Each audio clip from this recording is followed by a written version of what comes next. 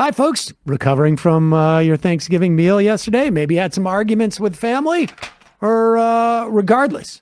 What's a great way to recover? Well, I've got it for you right here. SunsetLakeCBD.com. You need to calm your nerves a little bit. They got great tinctures. You need to get some sleep. Tinctures with melatonin. Gummies with melatonin. You want to make amends? How about giving someone some CBD coffee or some CBD fudge?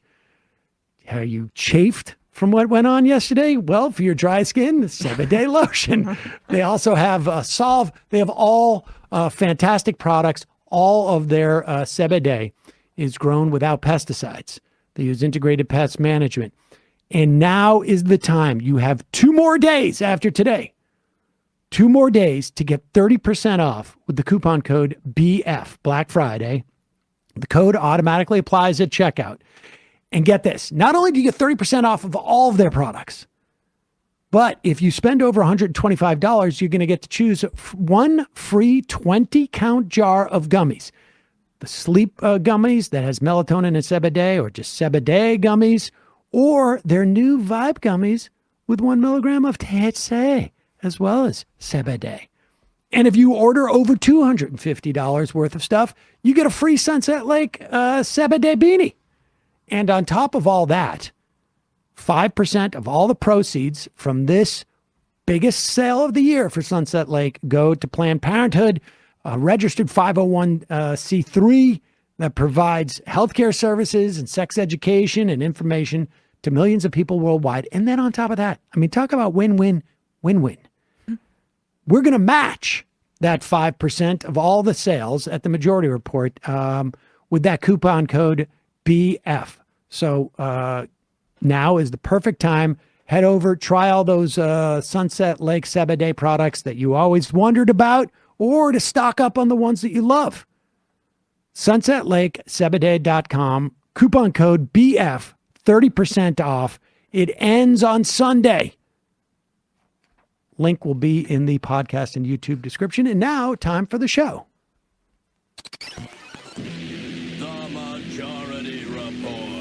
With Sam Seder. The destiny of America is always safer in the hands of the people than in the conference rooms of any elite. Sam Seder. They are unanimous in their hate for me, and I welcome their hatred. We must guard against the acquisition of unwarranted influence, whether sought or unsought, by the military-industrial complex. The Majority Report with Sam Seder. Ever get the feeling you've been cheated?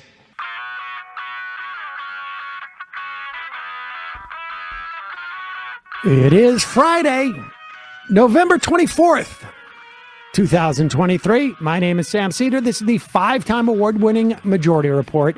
We are broadcasting live to tape steps from the industrially ravaged Gowanus Canal in the heartland of America. On today's program, independent journalist Antony Loewenstein, author of the Palestine Laboratory, How Israel Exports the Technology of Occupation Around the World. Then Nick Estes, host of the Red Nation podcast and lead editor of Red Media Press, author of Red Nation Rising, From Bordertown Violence to Native Liberation. Yes, ladies and gentlemen, it is Casual Friday. Yes. Emma Vigland here with me, and I should say, we're not here. No. Matt, are you going to put us together in a one screen? Oh, we are? Oh, okay. I'm not, for whatever reason, I'm not seeing it on mine. Oh, it's because that's supposed to be going live, and we are, Oh, or that would be if we were going live, but we are not. Okay. Well, We're doing live to nevertheless, yes, we are live to tape. It is the day after Thanksgiving for you, and it's actually the day before Thanksgiving for us. So, how was your Thanksgiving, do you think? I'm hoping that it went all right, and that I avoided alienating any family members with my political opinions. Although they're pretty explicit online, so people can seek them out if they want to. But I'm excited to re-air this interview with Antony Loewenstein, who I interviewed, I guess, a few months ago. The Palestine Laboratory, How Israel Exports the Technology of Occupation Around the World. I interviewed him in June, and so it's just like a good interview, honestly, to show how the Israeli military-industrial complex has been built up to a point that I think it's really self-sustaining for many decades at this point, in part subsidized by the United States and like in much coordination with U.S. weapons technology. And now they're one of the top 10 military industrial like weaponry and surveillance technology countries in terms including of spying on exports. journalists. Yes, as 60 are dead in Gaza. In the world, in a country that only has 9 million people in it. And so how did that come to be? How did the Israeli military technology industry become so robust? I talked to Antony Loewenstein about that, and they're also making deals behind the scenes with countries like India, who also want to suppress a Muslim minority population. So lots to chew on there. And also, our second interview is from August of 2021. Today is, as you may or may not know, Native American Heritage Day. And we have an interview that we did back in August of 2021. Nick Estes, host of the Red Nation podcast and lead editor of Red Media Press, wrote a book, Red Nation Rising, From Bordertown Violence to Native Liberation. Another great interview. Maybe you don't remember. Maybe you weren't even listening to the program back when we did it. So we will play both those interviews back to back. And Matt, are you we going to...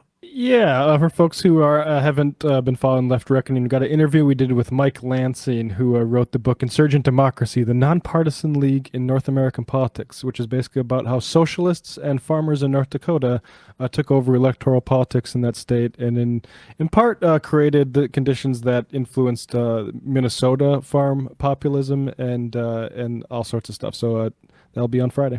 So we got 3 great interviews for you to spend your weekend listening to. And we will be back live on Monday. Yes. And just on the Left Reckoning point, you guys hit 30,000 subscribers, right? So We did. We just crossed 30,000 last weekend.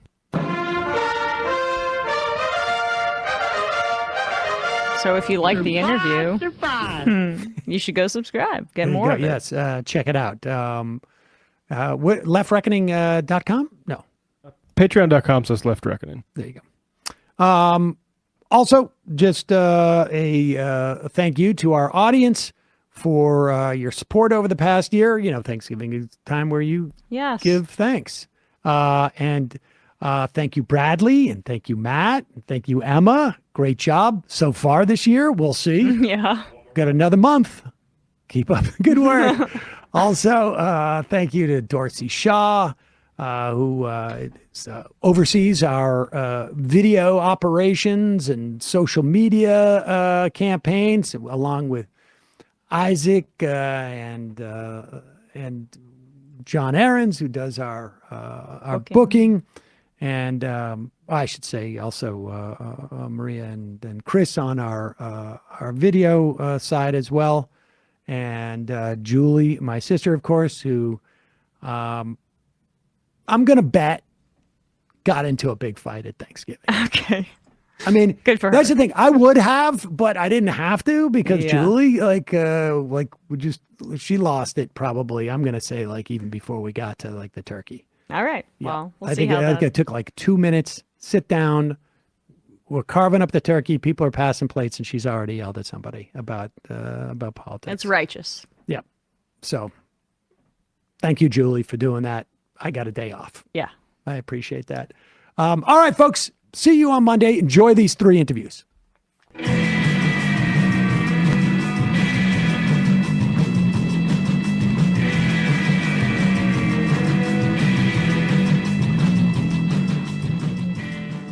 And we are joined now by Antony Loewenstein, best-selling author of the book The Palestine Laboratory, How Israel Exports the Technology of Occupation Around the World. You also might know his book, Disaster Capitalism, from a few years ago. Antony, thanks so much for coming on the show today. Thanks for having me. For sure. So this is not your first book about Israel either, right? Your book, My Israel Question, came out in 2006. What motivated you to approach this book and write about Israel again, but approaching it from this new angle of Israel's integral role in the military industrial complex and the surveillance technology that it's kind of become quietly infamous for exporting? I've been visiting Israel and Palestine for close to 20 years. I've been going every 3 or 4 years. I've been reporting from the West Bank or Gaza and Israel. And between 2016 and 2020, I was living in East Jerusalem for a number of years. And I think when I was there, although I'd been hearing about Pegasus, the infamous spyware that some viewers will know that you can basically hack people's phones, I was sort of starting to realize that, having done a lot of reporting on other conflicts, Afghanistan, South Sudan, Honduras, those conflicts, as horrible as they are very geographically placed. They're in those countries, within those borders. But the occupation in Palestine actually is exported. It's now the weapons and the tools and technologies that Israel's using to maintain that occupation, 56 years and counting, since 1967, is a brutal occupation that requires huge numbers of intelligence gathering, spyware, smart walls. And I felt like there was a need to sort of do the bigger picture. As you said in your introduction, my work on disaster capitalism kind of gave a sense of people making money from misery, essentially. And the occupation of Palestine, which is now the longest occupation in modern times, is a massive money earner for Israel. And as someone who is Jewish, although secular and anti-Zionist, I thought it was important to not just look at it politically, but also question where the Jewish state, in my view, has gone so fundamentally wrong. Well, I mean, that's an important thing to flesh out here, because so much of the portrayal of being anti-Zionist is, at least here in the United States, it means that you're anti-Semitic or that you're anti-Jewish in some way. And I think we're becoming clearer-eyed in differentiating that, because as you write about, we'll get into the book in a sec, but I'm just curious, do you think it's reductive to call Israel a proxy for U.S. and Western imperialism in many ways? I mean, they've become their own entity in and of themselves, but I feel like that's a useful way for some people to understand the dynamic, at the outset at least. I think Israel is a client state of the US, but it's also more than that. So yes, there's no doubt without the US support, and this doesn't really make much of a difference, to be honest, whether there's a Democrat in the White House or a Republican. I mean, in some ways with Trump, there was much more honesty about how the US viewed Israel. I mean, Biden's been in power now for 2 years. Nothing has changed. Nothing will change on this issue, sadly. There is a lot more discussion in the Democratic Party, to be sure. There's actually a kind of civil war of sorts over Israel-Palestine in the Democratic Party, to the point where this year, for the first time in a Pew poll, a majority of Democratic voters were more sympathetic to Palestinians than Israelis. That's a shift. It's never happened before. So you don't see that represented by Kamala Harris or Joe Biden. They're very pro-Israel, whatever that means, which I would argue is actually anti-Israel, because it's not being critical about what Israel's doing with the occupation. But Israel also has its own identity, has its own, obviously, mission. And what you find in the last decades, as I show in the book, is that many times Israel is selling weapons and training and technology, even to countries that the US won't sell to. I mean, the US sells weapons to anyone. I mean, they are the world's biggest arms dealer by far. But Israel will basically, I think, take that to the next level. And while still claiming to be, a moral army, a moral country, a light unto the nations, an inspiration for not just Jews, but people around the world. And I think their actions, as I expose in the book, really make a mockery of that, frankly. I mean, Israel, I didn't even realize at this point, 10th biggest arms dealer in the world, despite its really relatively small population.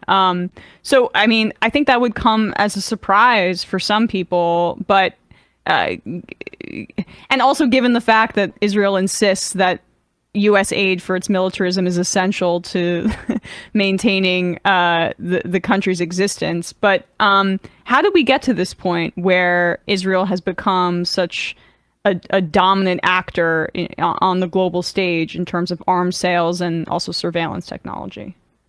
I mean, the short answer is then with the occupation.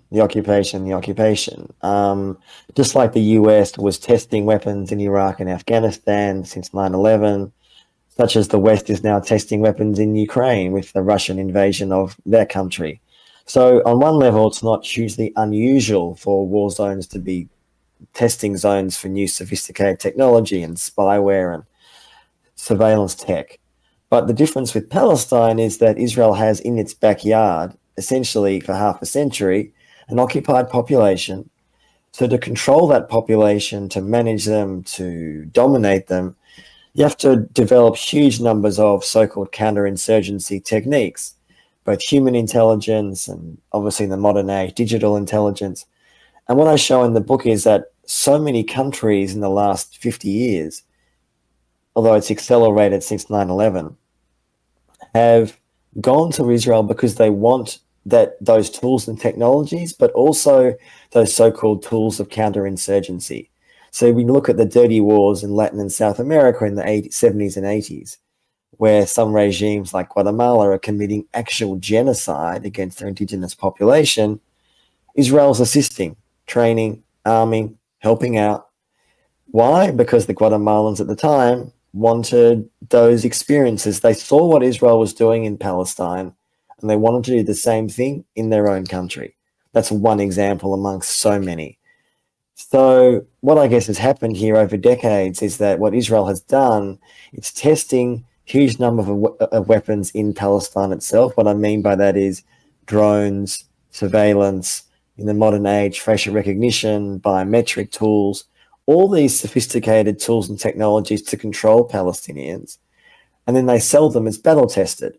They actually say that, both as a government and Israeli companies, to huge numbers of countries around the world. And as I show in the book, we know of at least 130 countries, so the majority of nations in the world, in the last half century that have bought some form of Israeli surveillance.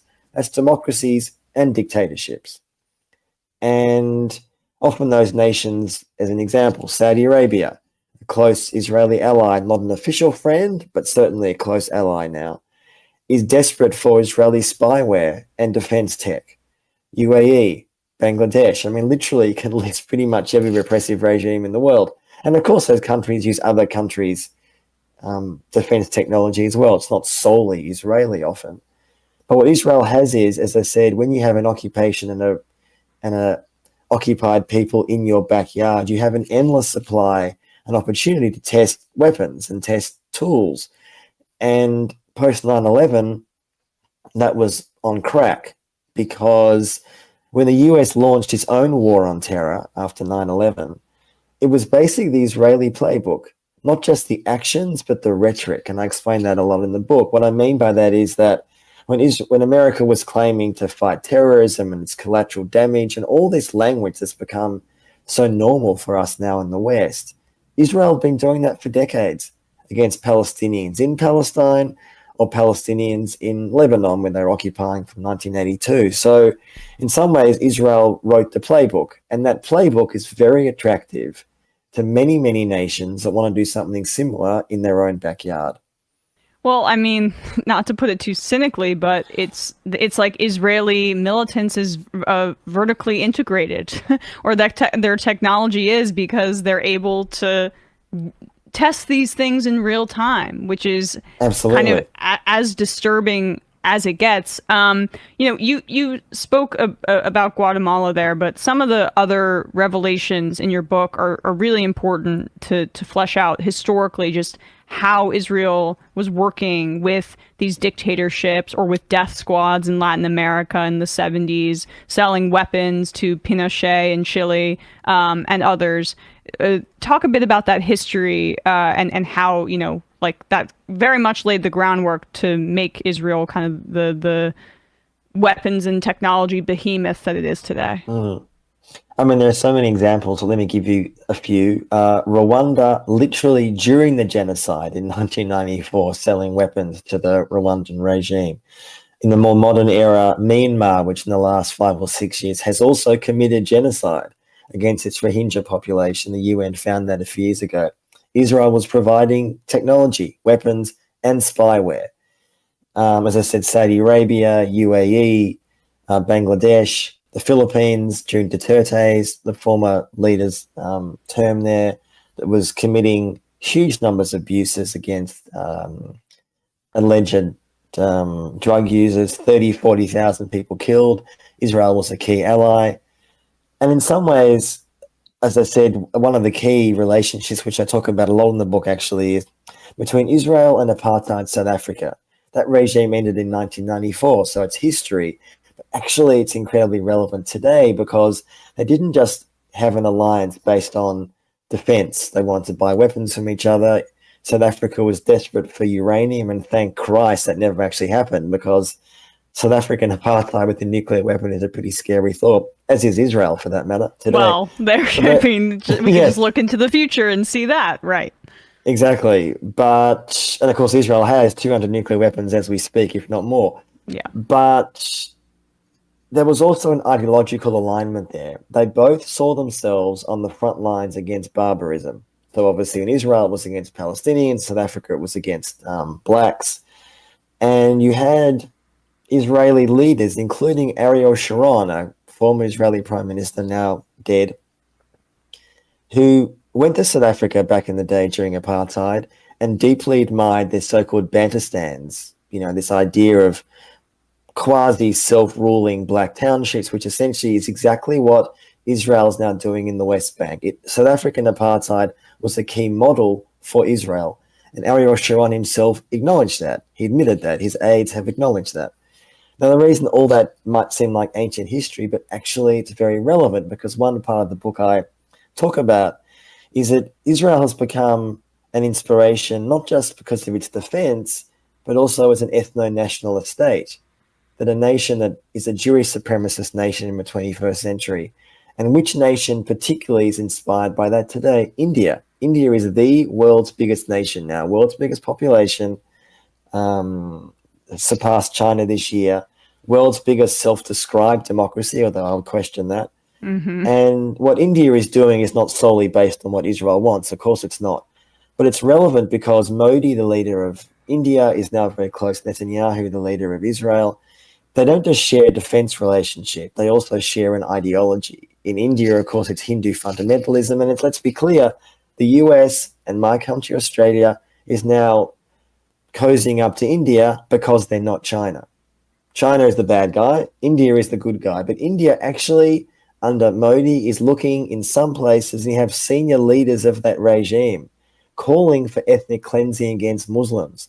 Indian officials openly, I talk about this in the book, openly admiring what Israel's doing in the West Bank and wanting to do similar things in Muslim areas of Kashmir. In other words, Israel is a model. Israel is becoming a model. And India, as I said, as the world's biggest democracy, if they see Israel as a model, we should be a little bit worried. Certainly. I mean, and this is a deep ideology for Narendra Modi. He rose to power as a Hindu nationalist and in opposition to the Muslim minority. There's an ideological parallel with Israel, which is deeply troubling, and obviously I feel like those parallels are even starker too when you bring them domestically to the United States. I mean, you quote in your book Richard Spencer, the infamous white supremacist in the United States, basically praising Israel as a European settler colonial state. And the through line that I've got to say is just this deep hatred and fear of brown people and Muslims more broadly.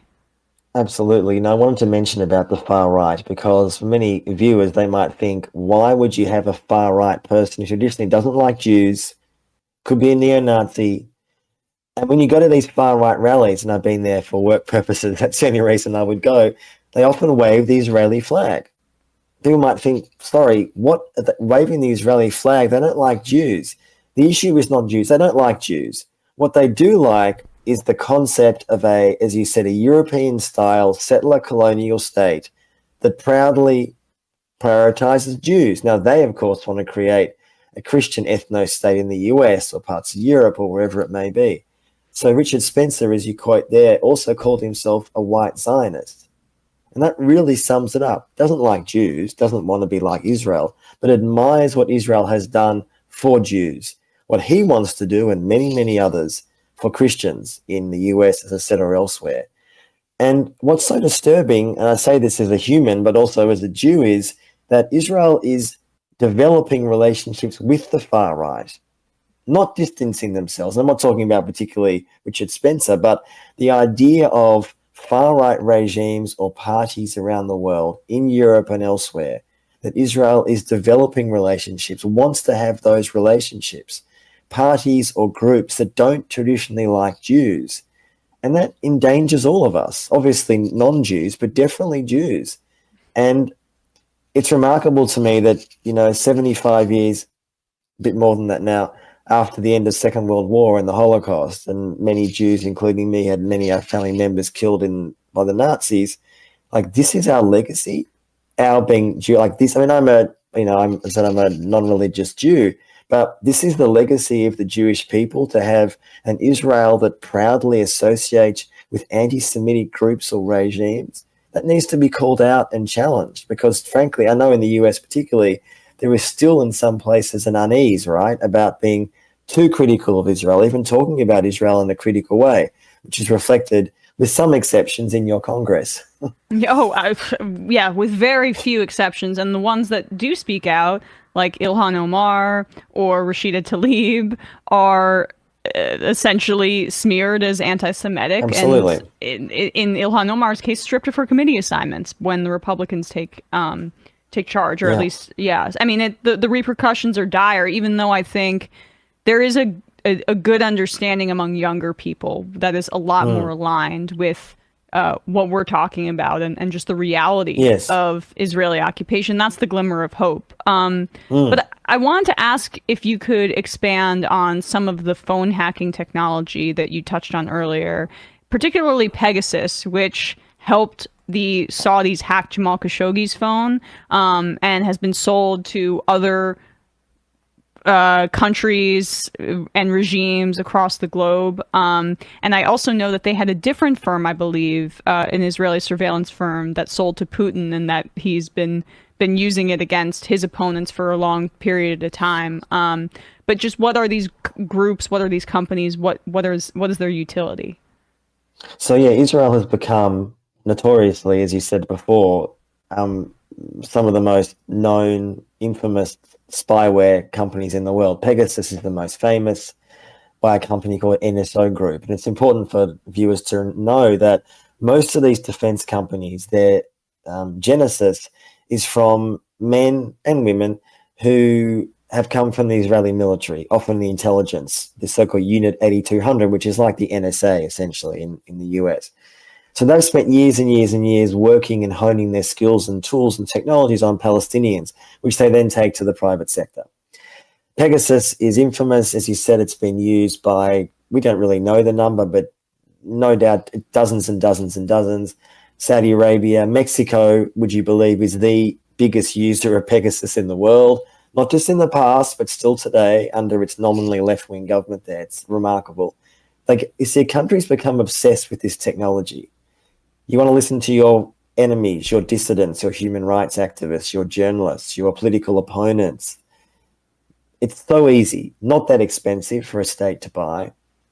And there are lots of other companies that are existing. The one you mentioned with Putin is Celebrite, which is not as known, but is still just as effective. Again, developed by people who used to work in the Israeli intelligence services. Celebrite operates in basically virtually every US government department, would you believe? It's used by Putin's Russia, it's used by China in China, but also in Hong Kong, Belarus, lots and lots of regimes around the world, in Australia, my country. And its most known use is a police department wants to hack into a person's phone who's a suspect, and Celebrite allows them to, hack into an iPhone, essentially. And look, there are times, obviously, where an individual may be doing horrible things, alleged pedophilia, and frankly, I don't think by definition, these tools are immoral by definition. The problem is that all these tools and technologies bleed into various other parts of society. They don't stay where they're designed. NSO claims it's only used to go after terrorists and pedophiles. What's nonsense? It ends up being used by regime after regime after regime to go after their enemies. Like, this is how it works. And at the moment, there's no real regulation in anywhere in the world because no country wants to regulate it, right? Because every country wants access to this technology, including the US. A few years ago, the US administration, when Biden came in, put a censor on NSO Group, which on the face of it seemed great. They were said to be abusing human rights, and the US pledged to crack down on this. Well, two problems with that. One, the US government is still using it. Oops, so there's that problem. And secondly, I saw this very much, not so much that the US is against spyware. The US doesn't want its own industry to be challenged. This is the problem that more and more countries face, that Israeli spyware particularly is now some of the most dominant in the world. And the US wants to see itself as the self-described global hegemon as beyond reproach, right? So if any other country like Israel, even though Israel is a friend, nominally, and I say this in the book, right, that Israel and America have a weird relationship. They're close, they're intimate, they love each other, sort of. They also don't really trust each other. Every day, the NSA has roughly 400 Hebrew speakers spying on Israel. Every day. And I can assure you that works both ways. So they're friends, but they don't trust each other. This is how it works. And that's important for people to understand, because there's so much debate which you hear constantly in the US is Israel's our closest ally. We have shared values. I just heard it again this week. Sorry, what are these shared values? Shared values of what? Backing occupation or apartheid? Like, what is that shared value? I mean, that's what it is, right? But so spyware has become intimately connected to Israel's dominance in this industry around the world. How much of it, too, is the fact that this spyware is so widely sold to a variety of different countries? How much of that is designed to prevent Israel from making themselves pariahs because they have their kind of finger in every pot, so to speak? It's a big factor. Two reasons for that. One, I see so much of this technology being exported almost as an insurance policy, that Israel's aware that many countries don't like what it's doing in Palestine, but they believe, and history would suggest with some justification, that sure, a nation might put out a terse press release if there's more settlements in the West Bank, but they're desperate for Israeli technology, for spyware. So that's part of it. And I think also there's this idea somehow that Israel is, you sort of said before, not so much beyond reproach, but is able to, I mean, it's important viewers understand, these Israeli companies like NSO Group are only private in name only. They're essentially arms of the state. So when Netanyahu and the Mossad in the last 10 years has often gone to nations they want to befriend, Saudi, UAE, Rwanda, and I track this in the book, 3 months, 6 months, 12 months after Netanyahu visits country X or vice versa, they're using NSO Group's Pegasus. That's not accidental. That's how you make friends, right? I mean, they're transactional friendship. I don't think it's particularly, I wouldn't say as much love there, but there's a transactional nature to it, right? So, and of course, because these companies are essentially arms of the state, Israel therefore has intelligence access to all the information that's coming in through these tools. So when they're selling it to India or Saudi or UAE or whoever it may be, Israel's listening. And the US, of course, listens to the NSA as well, right? But this is how it works. And this is my last question, because I know we have to let you go. But I mean, like, we saw this report out of The Intercept a few weeks ago. I believe Ken Klippenstein broke it, how there was U.S. intelligence showing that Israel was considering bombing Iran, and that the United States didn't have a good handle on what those plans entailed. Thankfully, someone leaked this to Ken, so that does a good job of squashing it to a degree. But like, they're rogue at this point, and yet they have completely unconditional funding from my country.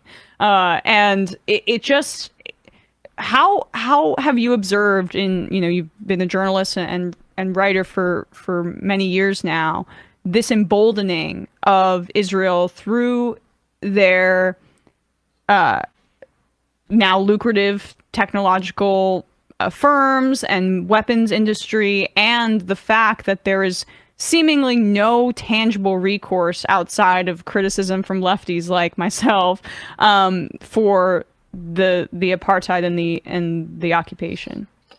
I mean, the one word is impunity. Israel has impunity to do what it wants. It has for decades. I mean, the sort of slight element of hope here, because I'd like to leave it with a bit of hope, is, as I said, public opinion actually is shifting. As I said before, Democratic voters, the majority now support Palestinians over Israel. In the Jewish community in America particularly, there is an absolutely, really, to me, necessary civil war going on. It's a non-violent civil war within the Jewish community. That is vital. It's mostly young versus old. It's a bit more complicated than that. But in short, younger Jews much more critical, older Jews much more supportive of Israel, pushing their community and their so-called leadership to not give carte blanche to Israel. And if that relationship breaks or is severed or is challenged, Israel has a problem. And of course, there's obviously a growing, I think, willingness and openness in the American media to have Palestinians on, to hear a Palestinian voice. Social media, which I talk about in the book, how it's often been censored by Israel and Israeli-affiliated organizations, is providing, despite all that censorship, still an unfiltered reality. You go onto people's, with Facebook, Twitter, whatever it may be, people can see the reality of occupation. You can't really control that. It is what it is. People can see it. And I think that does contribute to a growing shift in public opinion. Like with apartheid South Africa, without outside pressure, this won't change. Israeli Jews won't wake up one day and say, this occupation is pretty awful. Of course, there are Israeli Jews, some of them who oppose it. Obviously, there are. But they're very small. And in fact, the young Jewish population in Israel, in fact, are getting more right-wing, not more left-wing. So without outside pressure, which I think is slowly starting to happen, despite the massive, almost insurance policy over weapons, there is some hope. We have to have some hope. Well, I appreciate that note leaving off there. I could use it. Antony Loewenstein, the author of the book, The Palestine Laboratory, How Israel Exports the Technology of Occupation Around the World. We will put a link to your book in the description on YouTube, podcast, and at majority.fm. I would encourage everybody to check it out. Antony, thanks so much for your time today. Really appreciate it. Thanks for having me. Appreciate it. Report.com. Okay. Want to welcome to the program Nick Estes. He's the host of the Red Nation podcast, author of The Red Nation Rising, From Bordertown Violence to Native Liberation. We should say that his contributors to that book include David Correa, Radmila Cody, Brandon Benali, and Melanie Yazzie. Nick, welcome to the program. I'm here with Emma Vigeland. Hi, thanks for having me on. I'm happy to be here. Will you just, there's a bunch of different stuff I want to talk to you about that you've also written a book in the past about water protectors and the pipelines. And we have an ongoing fight right now with Line 3.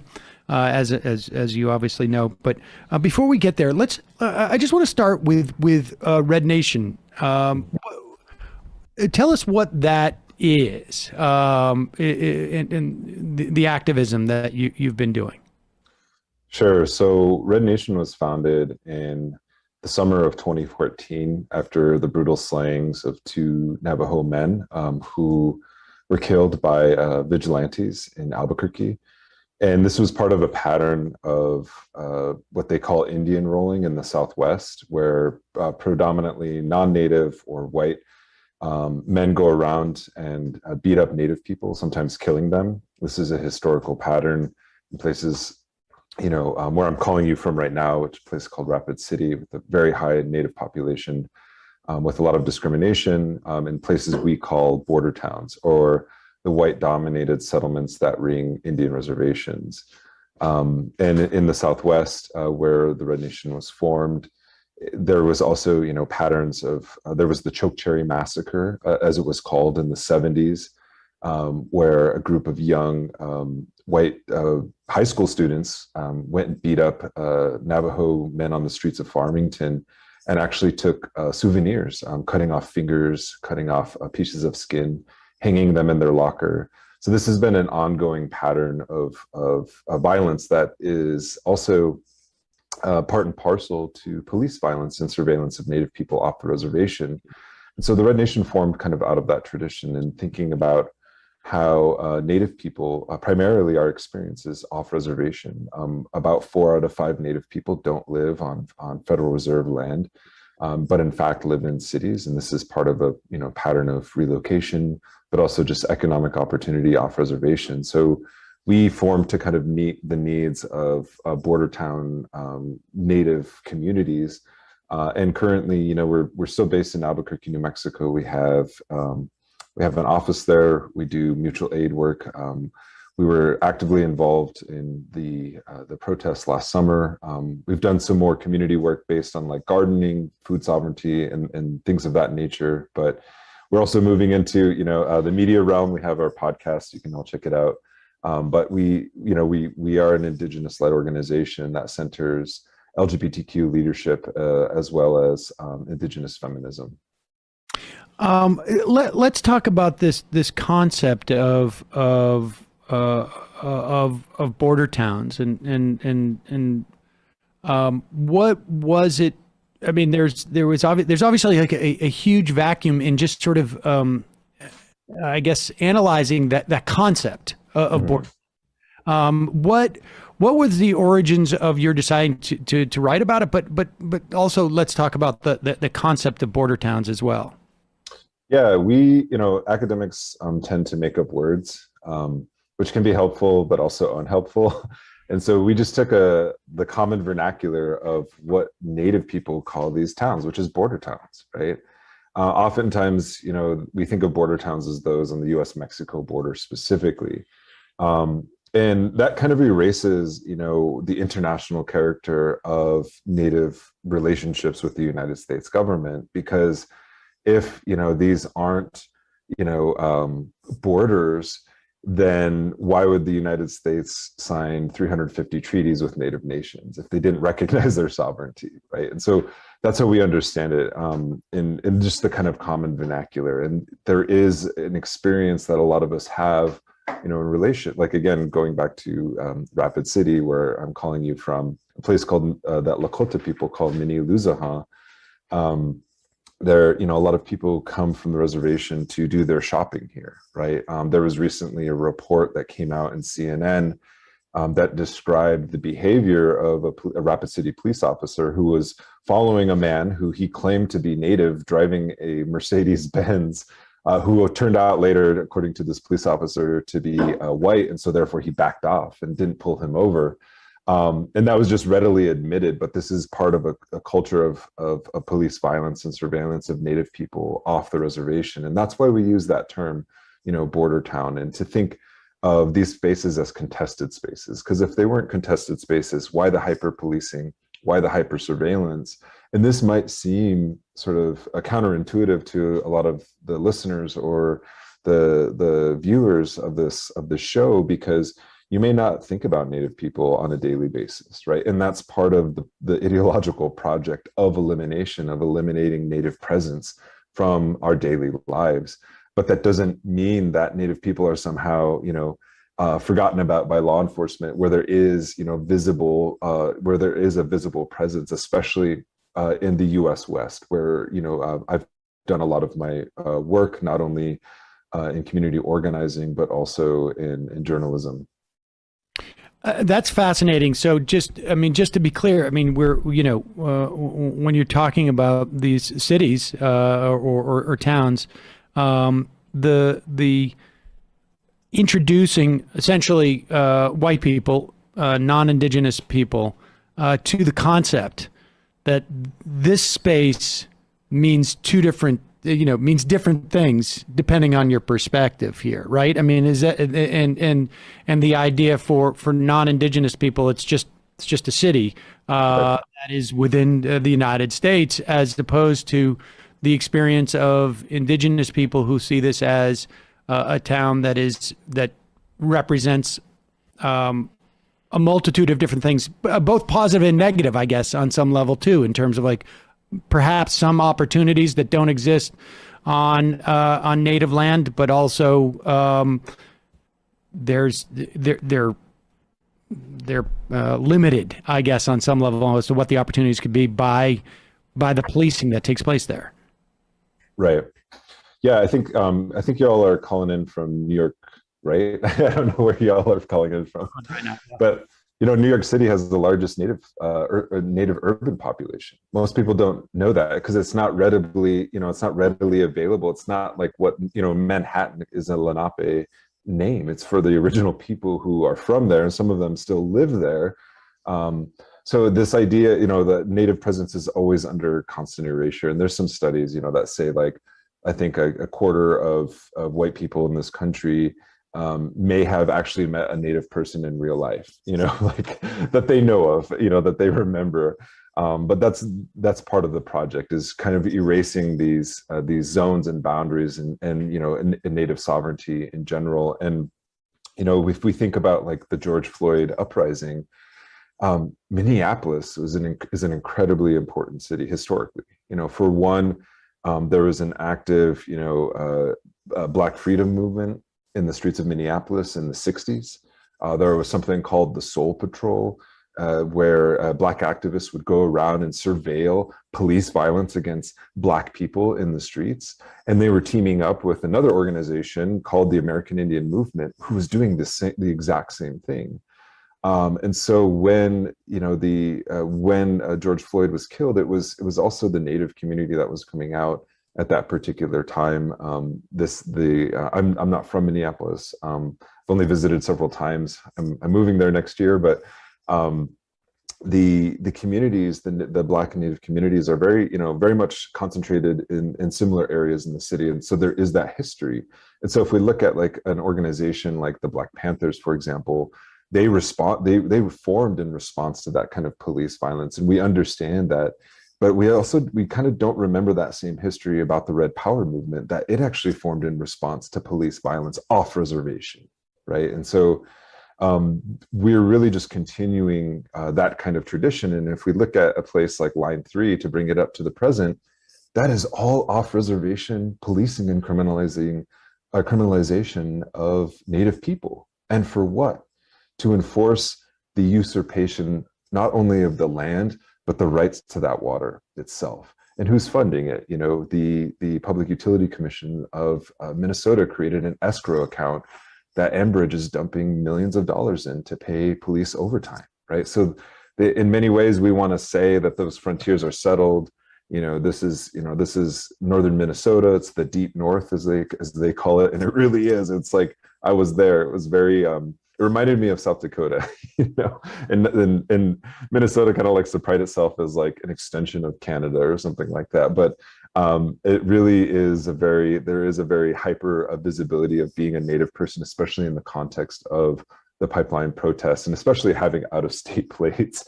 But I can talk a little bit more about that. But that is really just an intensification of what Native people experience on a daily basis, living off reservation, when it comes to police surveillance, harassment, and also just daily forms of discrimination.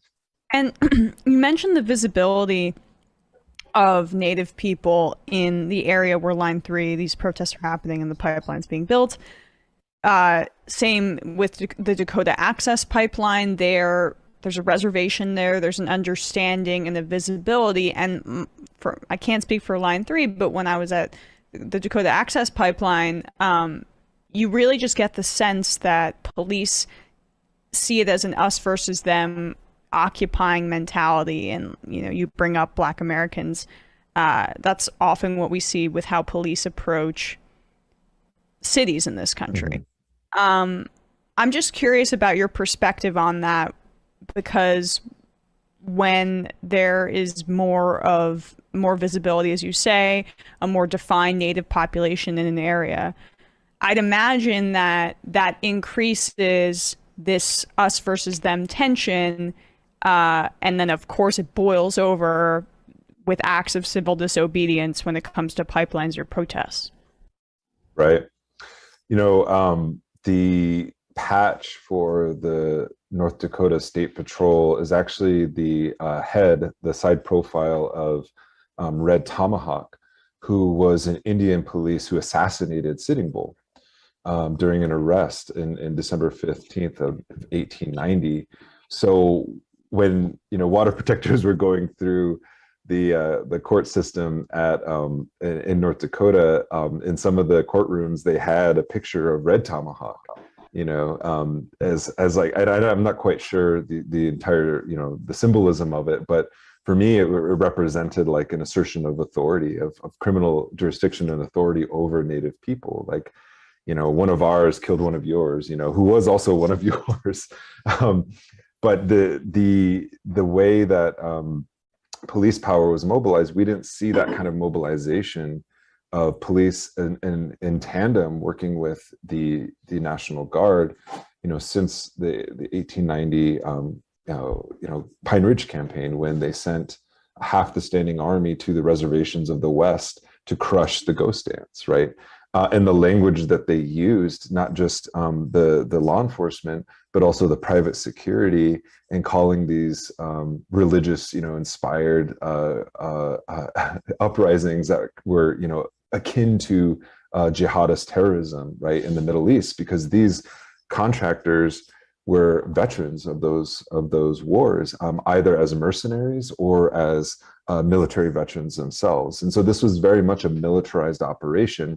And they now have these things called fusion centers, where they are combining military tactics and strategy to suppress pipeline, or to suppress protests in rural spaces, right? And they're taking, because the urban area is much different than the context, of the countryside. At Standing Rock, you were there. Sometimes you would march, and when you go to marches in cities, there's like cameras and there's an audience.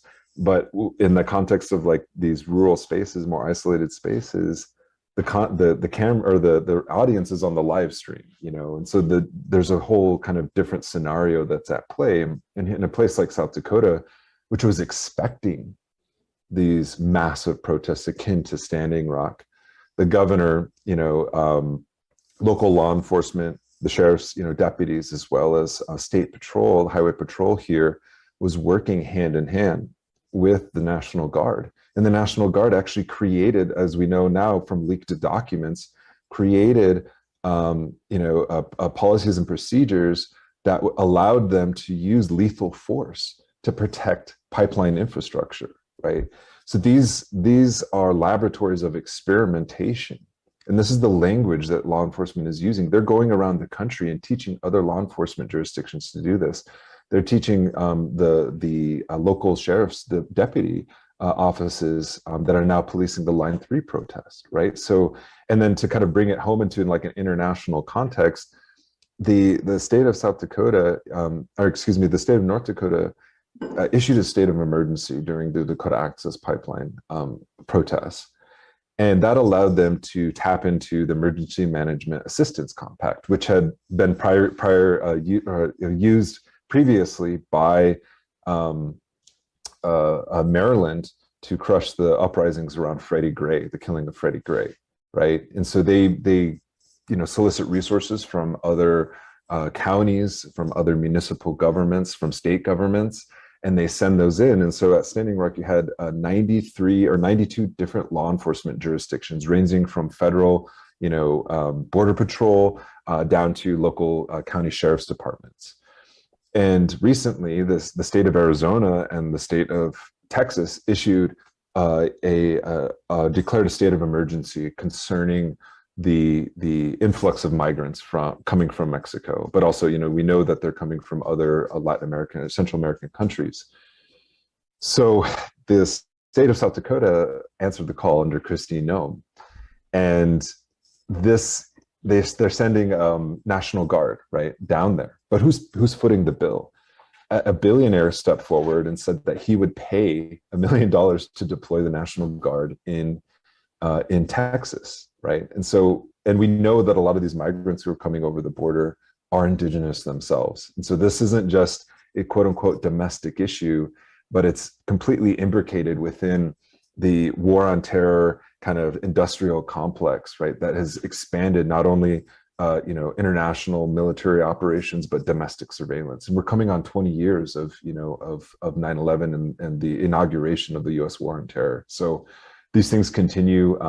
I think we can expect to see more of it. We should say too that I think that we've seen a similar sort of transition, if you will, or mutation of the private prison industry when investors knew 10, 15 years ago we may see a decline in domestic prisoners and we're going to move into the immigration space type of situation, and these infrastructure are built and then they just exist and seek out sort of new products, but with that they're going to sort of run through the system on some level. But with that said, will you talk about the lineage, sort of the through time as we see the settler colonialism and what was more specifically the military that was being used to police indigenous people on some level has just simply mutated into what you've described as a sort of a conglomeration of different police agencies that have literally fused together in these DHS fusion centers. But will you talk about that lineage and how it has been more or less unbroken, since non-indigenous people arrived here, and also how that relates to property, because we're all funding all of this police protection for a pipe, right? We're not even getting the benefits of. There's just nothing. Right. It's a sort of a bizarre scenario when you contemplate that.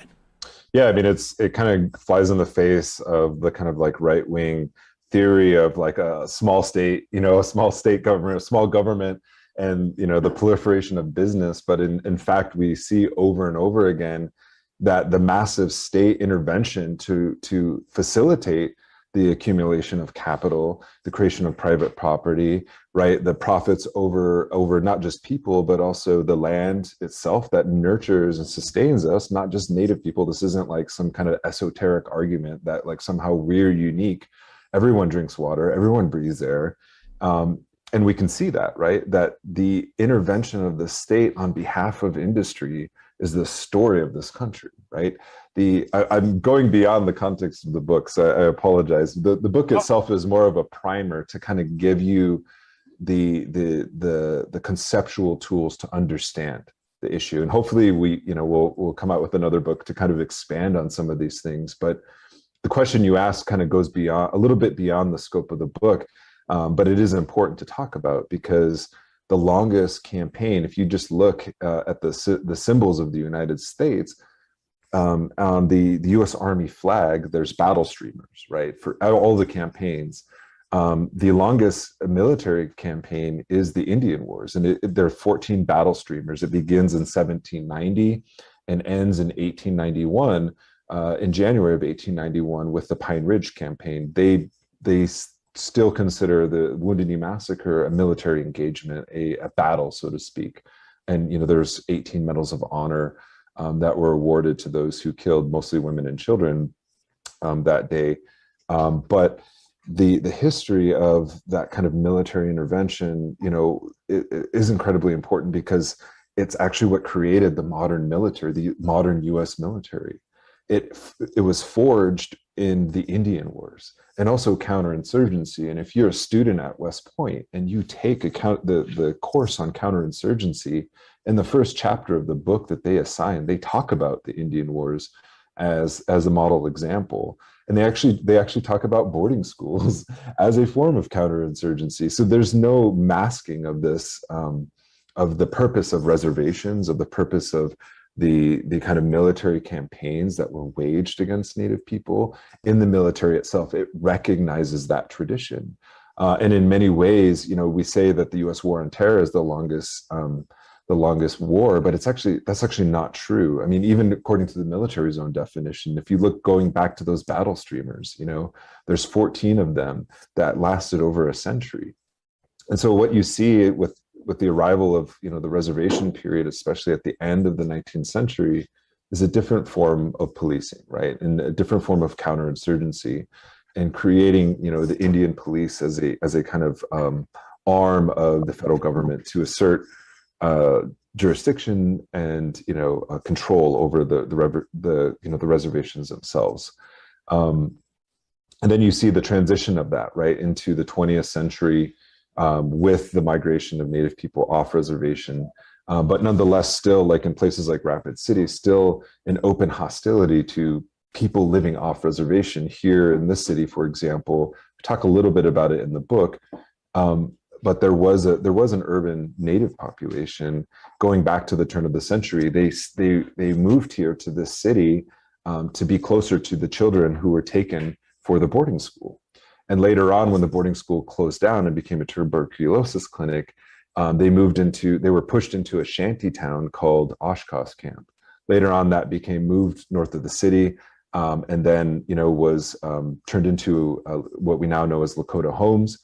But there was thousands of acres of land still in federal trust that was taken by the city itself. And so this idea that somehow Native people live in rural, isolated pockets of poverty, somewhere else, it's somebody else's problem, kind of ignores how cities themselves, as institutions of rule, have participated in not only the policing and the surveillance of Native people, but also the taking of Native land itself. And so Rapid City is one example, right? And we can look at Albuquerque, where I currently live, and is completely surrounded by reservations to the point that it can't physically grow anymore, and that it has to negotiate its water rights with the surrounding tribal nations, the Tiwa and the Tewa nations, the Pueblos that are around that particular place. And this comes with incredible amounts of violence. Like in the reporting that I did and some of the stories that we include in the book, we talked to people on the streets. There was a Navajo woman, her name was Jolene Nez. She was actually at one of the protests that we held back in 2014 when we first formed as the Red Nation in honor of Cowboy and Rabbit, those two Navajo men who were slain by white vigilantes. She was there at that protest, and this last January, she was picked up on a littering charge. She was fined $150, I believe, for kicking over a cup of soup on the sidewalk in front of the place called the Indian Center, where there's a lot of services for people, the Indian community, the Native community. And she didn't show up, she didn't pay her fine, and then was later picked up on a bench warrant for a $150 fine for kicking over a bowl of soup. She later died under mysterious circumstances that we don't fully understand while she was held in MDC, right? And this is during, COVID-19. And it just shows, and this is what we talk about in the book, and this is what we talk about in terms of understanding Indigenous rights. It just shows that they're more willing to put you in jail than to offer you, a home or a dignified life. And that's the premise of the book. And that's not a unique situation to just Indigenous people, but the context, the colonial context of how that policing, that surveillance, and that premature death happens. How much, and I don't want to impose this on there, but how much of that dynamic, when we talk about colonialism and surveillance and border towns for that matter, do you see in the context of the Palestinians and Israel occupation of Palestinian lands, and also I'm curious as to the Palestinians speak of the Nakba, there's a name, and it's temporally at least there's a temporal sort of flagpole for when the disaster happened, when they were, physically removed from their lands in 1948. Is that type of trauma? Is it harder on some level to deal with that type of trauma that exists in the context of indigenous people in this country when it's so temporally spread out that it's almost like you can't, it's not necessarily you can look back on it because it's still sort of like rolling forward into time.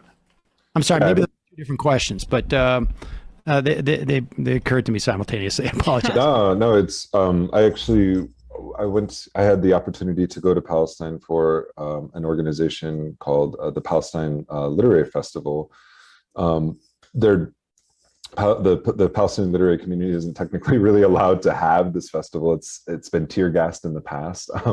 Some people have been denied access, both Palestinian and non-Palestinian. But one thing that was, I learned about the Nakba. I knew about Palestine, like theoretically, about settler colonialism, but I've never seen it on the ground. And I guess the place that really kind of solidified it for me was a place called Al-Lid, which is technically within the occupied 48 territories. It's Israel claims it, right? It would be it's sort of akin to a border town, but not really. It's that analogy doesn't really quite work and hold up. But nonetheless, the erasure of not just like Palestinian presence, but Palestinian culture, Palestinian symbols, mosques. When we actually pulled in our vehicle to go through this kind of tour of this place where there was this massacre, the man who greeted us, this Palestinian, our guide, and he was a historian, he started crying, and we're like, what's going on? And he said, he's like, just get off, just get out of the car. And so we got out of the car and he walked us to a road and he said, this is a mass grave that you parked on, and they turned it into a parking lot. And during the Nakba, when the IDF soldiers were coming in, this town, they weren't trained, they weren't militarized, they weren't like that wasn't their intention to, attack Jewish settlers or anything like that.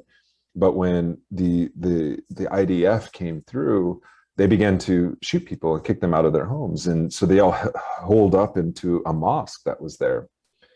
And the IDF soldiers, they were there for like 2 weeks, and the IDF soldiers got really upset that they were there. So they started lobbing grenades into the mosque. And these were just mostly women and children. And they killed several hundred people and then buried them into a mass grave and then covered up the crime by putting a parking lot over it. That is what we've experienced here on multiple levels, multiple registers, as you said, both spatially and temporally, across time, across different places. Palestine is about the size of the state of New Jersey, to put that into perspective. We're talking about billions of acres of territory. We're talking about hundreds of different tribal nations with different histories, different languages. But yes, I mean, in many ways, there's an eventfulness to something like the Nakba. It happened in 1948, but it doesn't mean that it ended, so to speak, because it's an ongoing process, much like, Huelte for Navajo people, which is called the Long Walk, which would, be somewhat akin to their Nakba. Like that is an ongoing process. They never fully recovered from that as a people. Because it was meant to destroy them. It was meant to annihilate them. And genocide is something that I think people misunderstand in this country, because it's not about the utter annihilation of a people. It's about the attempted annihilation of a people. And so resistance factors into that incredibly so. And so that's what we really try to bring out in this book, something that I emphasize in this work. It's that these aren't complete processes, right? Much like decolonization, if there is a moment of that, won't be just an event, right? It'll be a process, because we're working against hundreds of years of history that we have to undo. You write some of this in the manifesto at the end of the book, and there's also a similar manifesto that we can find on your website. But what are the key elements to that process? To the extent decolonization or that process of ending the erasure? What are things that, both from a perspective of an indigenous person and non-indigenous person, what are those things? Land back. Land back. Land back. Yeah. Well, yeah. I interviewed David Troyer, who had a proposal in the Atlantic, monthly, which seemed like one of the most obvious things I've ever heard, frankly, which is start with the national parks that we took from indigenous people, both from like a for like just like both a justice perspective, but also from like a just purely administrative material perspective. It seems like a great way to protect these parks for people who actually care about the parks, but also, I mean, speak to that concept of land back, because I'm not quite sure that from a non-indigenous perspective, it necessarily translates. It's like, well, wait a second, we won't be, where will we go? Will you explain that concept, that it means something maybe different than we perceive of people who have like this concept of property rights that may be a little bit different from indigenous people? Yeah. White supremacy is a fear-based ideology. So like everything that kind of challenges the status quo automatically becomes a threat. And oftentimes there's a projection, right? Of, oh, they're going to do to us, what we did to them. And there's a cynicism attached to that. And it's completely counterproductive in understanding. I mean, this comes from both, the extreme right, in the state of South Dakota, they're actively removing indigenous people from the curriculum in the K through 12 system and attacking the university system with this absurd threat of critical race theory. And there's even acknowledgement by these people. They're like, we don't even teach this, but we will never teach it. It's like, we don't know what it is, but we don't like it. Which is just like, is not helpful. It's not a helpful conversation. And this, also comes from the left. There's always this accusation that Native people are trying to create an ethno-state. It's like, bro, we live in an ethno-state. Like this is an ethno-state. We're trying to be the alternative to an ethno-state, but it also assumes that Native sovereignty is somehow an exclusive sovereignty. And Emily Riddle, who is a Métis theorist and scholar, I had her on my show, and she made this really important, this really beautiful comment that I still think about. She said, our strength is not in our exclusivity. Our strength is in our diversity. And that's actually what our sovereignty is about, is understanding that multiple worlds can exist and overlap, and that there's not a clear like delineation between us and them, especially when we all need to live on the same land in some way. And the current mode of living on this land is one of based on private property and exclusivity. I mean, whiteness is property, and that's not a metaphor. That's the reality, But we also have to infuse that into a class-based politics. We can't say that the checker at Walmart has anything in common with Joe Biden, right? And that they come from various class positions, and that white supremacy has taught them that they somehow have something in common, perhaps with Joe Biden or Donald Trump, when in fact they're diametrically opposed in their outlook, but also in how they survive. And so I think there's an opportunity to really infuse. This isn't just to say like, oh, this is just a race-based politics that only Native people can participate in, but it's also to fundamentally misunderstand genocide as a suppression of a certain class of people, of Native people, and to remove us, right? Whereas like the poor people in Europe were removed from their land so that they had to work in factories, and then they became a surplus population to colonize this area because they were landless and looking for opportunity and new ways to make their lives. We were never seen as a viable labor pool. We were never seen as imagined in the future of this country. We were just seen as an impediment for the kind of capitalist development that we see in this country. So they annihilated a large section of us to a part of the working class. And that's where we have to stretch our understanding of how capitalism, American capitalism, develops specifically, and American imperialism develops specifically in relation to Native people. That doesn't remove us from the working class. We still, you know, when we talk about treaty rights and we talk about clean drinking water, we talk about housing, we talk about adequate healthcare. Those are things everybody needs. Like, those are universal rights. They're not particular to us. But it begins with our relationship with the land. And that's really what my understanding of land back means. Nick Estes, host of the Red Nation podcast, author of Red Nation Rising, From Bordertown Violence to Native Liberation. We'll put links to both those at majority.fm. Thanks so much for your time today. Really appreciate it. Yeah, thanks so much for having me on.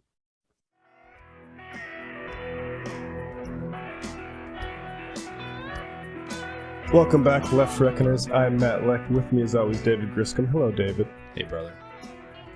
And joining us this Sunday is Michael Lansing. Michael is an associate professor of history at Augsburg University in Minneapolis, where he also teaches in the environmental studies program. His current book projects included one on industrial carbohydrates and capitalism and one on policing in Minneapolis. The book we're discussing today is one that listeners of this show will have heard me talk about, Insurgent Democracy, the Nonpartisan League in North American Politics. Michael, thank you so much for being here. And I guess let's start with why the Nonpartisan League. I think you mentioned our era isn't the first one where we've come up against malfunctioning machinery of politics. And it turns out that, you know, other people have navigated these waters before. Yeah, indeed. Thanks so much to both of you for having me on and talking about this book. I think it is an important story that more people need to know about. That's actually why I wrote the book. But I have to say, you know, I grew up in the upper Midwest, and I come from people that come from North Dakota on both sides of my family. My mom grew up in a small North Dakota town. My grandfather, whom I was very close to, was a dirt farmer, North Dakota dirt farmer. I grew up spending time in North Dakota, and I knew about this story once I became a historian, but I didn't fully understand it.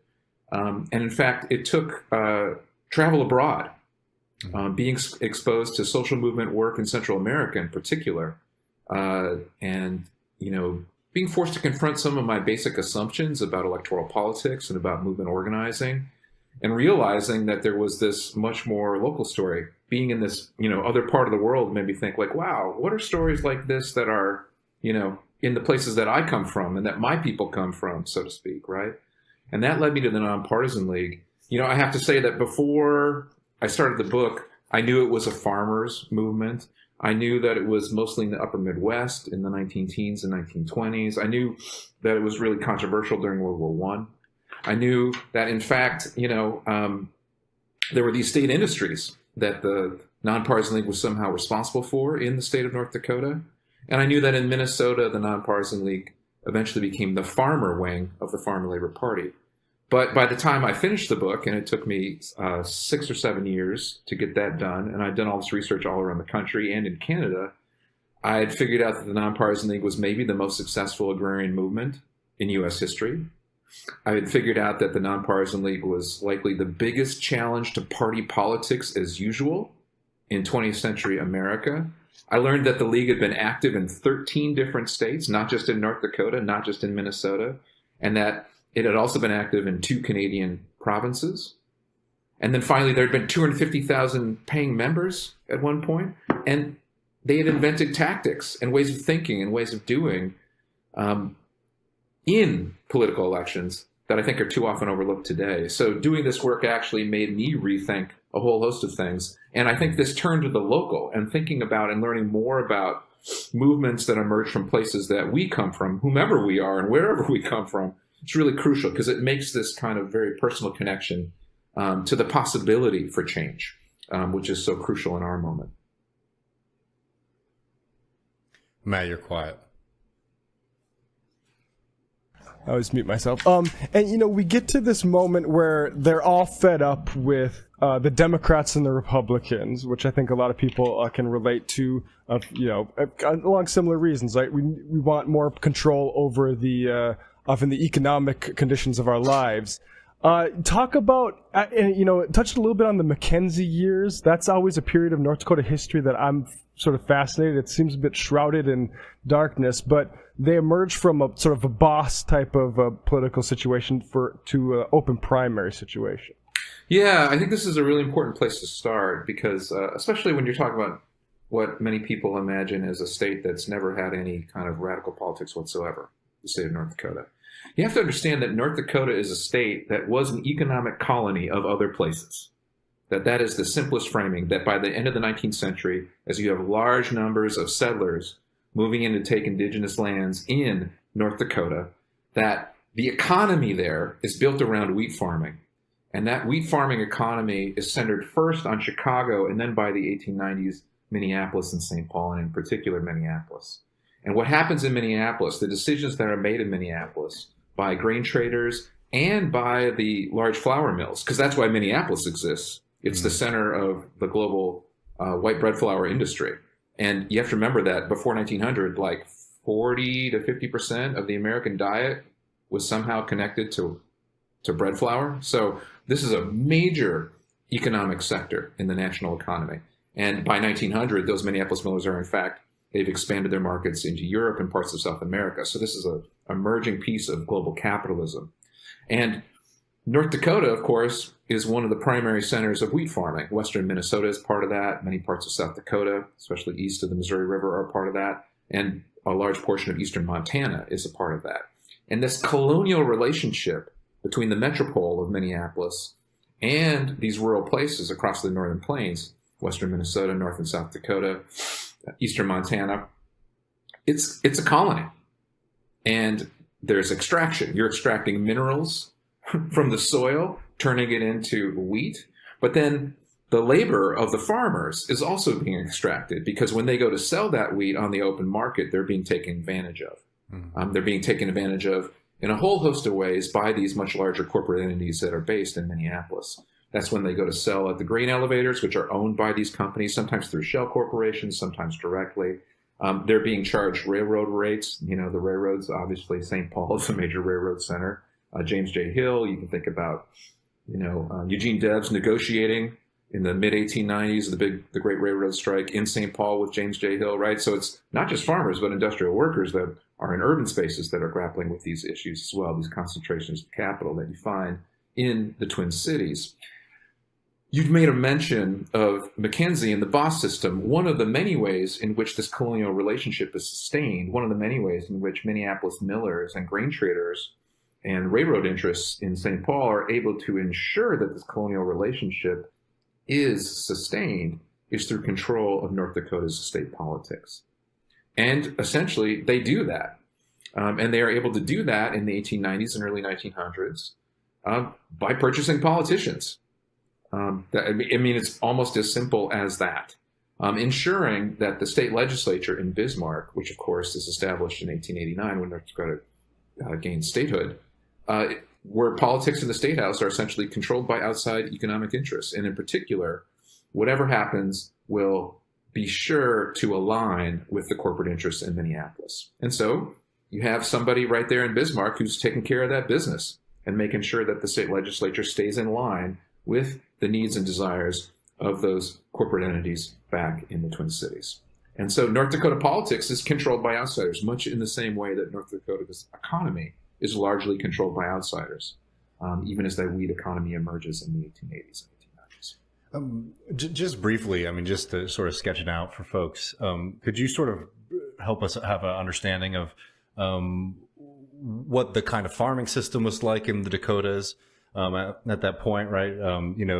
Was it something where people owned the land they were working on? Did they have more, established, like hired help? Who are these kind of farmers that we're talking about? How are they making their living? Yeah, it's a great question, because you say farmers, and many of us think of a certain thing, but we're all, first of all, thinking of a different certain thing. And second, there are many different ways in which people experience rural farm economies in the 19th century, in the 20th century, and of course today here in the United States. So we have to understand that this land is taken from indigenous people, either through treaties or through warfare. And that the idea is that the government will be providing land. There's this question of whether or not it's free. It's certainly cheap land. The Homestead Act supports that, right? There are these big kind of state-led structures that create a space in which you can have settlers move in to the northern Great Plains, to these grasslands, right? And then these grasslands will be converted into agricultural areas, but the focus, western Minnesota, South Dakota, North Dakota, eastern Montana, is on wheat, right? So it's a monoculture agriculture. It's a wheat growing culture. It's a very marketable crop.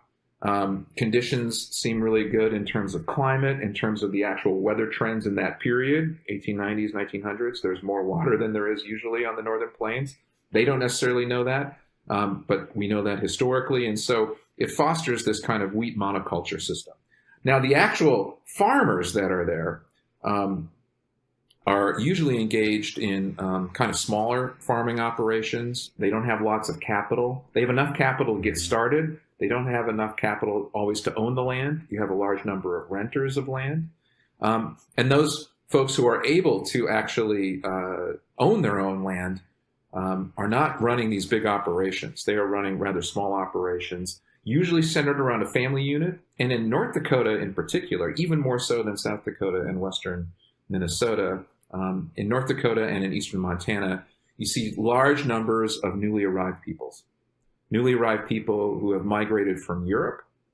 Think about the types of folks that are migrating from Europe in the 1880s and 1890s. It's different than earlier immigrations from Europe. And North Dakota, in some ways, is the most ethnically diverse place in the United States by 1900. So when we're talking about North Dakota farmers, whether they own the land or rent the land, we're talking about German-speaking peoples, whether they're from what is emerging as the nation-state of Germany, Germans from Russia. We're talking about Jewish folks. There are a number of small communities of people from what is now Syria that settle. Actually, one of the very first mosques in the country is in Ross, North Dakota. We're talking about, obviously, Scandinavians, people from Norway and Iceland and Denmark and Sweden. You have Finns. You have Hungarians. You have this kind of absolutely wild, to at least the modern mind, set of experiences embodied in the people that show up to run these farms. And that means religiosity and ethnicity are super important, and actually keep farmers separated, right? You go right down to the next precinct, right over to the next township, and you've got people who speak a different language and have different traditions. They go to a different place of worship. And so even though these people are all engaged in a very similar economic activity, these farmers are actually, because they're coming from these very different cultural and ethnic traditions, there is not necessarily a lot of unity, even though they're all experiencing this economic discontent. Yeah, now let's move kind of relatedly to the ideological landscape here. You know, David and I are socialists, so and we're familiar with Henry Martinson, the old socialist who's profiled in the Prairie Fire trilogy. And I know socialists have an interesting sort of place in the formation of this party in relation to the farmers themselves, and also if you want to get into like Wobblies too. I know coming over from Montana, but yeah, give us the lay of the land ideologically. Yeah, well, there's a diverse set of ideologies that I think that are important on the Northern Plains in the early 1900s. You have Democrats, you have Republicans, you have progressives in, both of those parties, as well as kind of more entrenched interests in both of those parties. So in the formal political parties that most people think of, Democrats and Republicans, there are actually wings, both on the Democratic side and on the Republican side. We're talking the early 1900s, so we're talking about the Socialist Party, right? We're talking about a significant presence for the Socialist Party on the Northern Plains, especially in certain precincts in northeastern South Dakota and in parts of northwestern North Dakota. But we are also talking about a national party, the Socialist Party. And so the Socialist Party is running candidates for local office as well as statewide office, and of course running presidential candidates every 4 years during this period. In some ways, the early 1900s is kind of the peak of Socialist Party power in the United States. Eugene Debs is on the Red Special. He's traveling all around. The Northern Plains is not the only space in the West where socialism is really important. Of course, Oklahoma has this long and very powerful socialist tradition in rural spaces and in farming spaces, not just in kind of classic industrial spaces like Colorado or Idaho or parts of California that we might think about, where there's parts of Montana where there are these kind of organized workers who are engaging the Socialist Party and supporting the Socialist Party. So there are socialists in rural North Dakota, which I think blows a lot of people's minds in 2023. They are not especially successful. They are able, those socialists, to gain some toeholds. Of course, famously in the early 19-teens in Minot, North Dakota, Arthur LeSueur becomes mayor. He's a former corporate railroad lawyer who actually flips sides and becomes a socialist, is very active in the National Party. He's actually, on the Northern Plains, he's really the only socialist with any kind of national presence and with national notoriety. So I think it's really important to understand that there's a wide range of political ideologies that are kind of floating around. And people are used to having options on the ballot.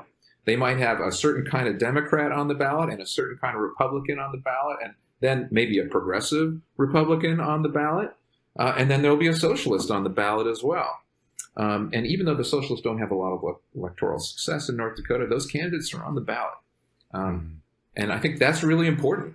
We just have to lay claim to that presence. I think it's also true that the Socialist Party was sometimes its own kind of worst enemy when it came to rural farmers, because there was an underlying ideology, a kind of ideology that was below the surface, that wasn't necessarily articulated by a particular political stance or political platform. And in the book, I talk about that. It's kind of a small property capitalism ideology. And it's one that's really foreign and weird to us, because it's really hard to find in 21st century America.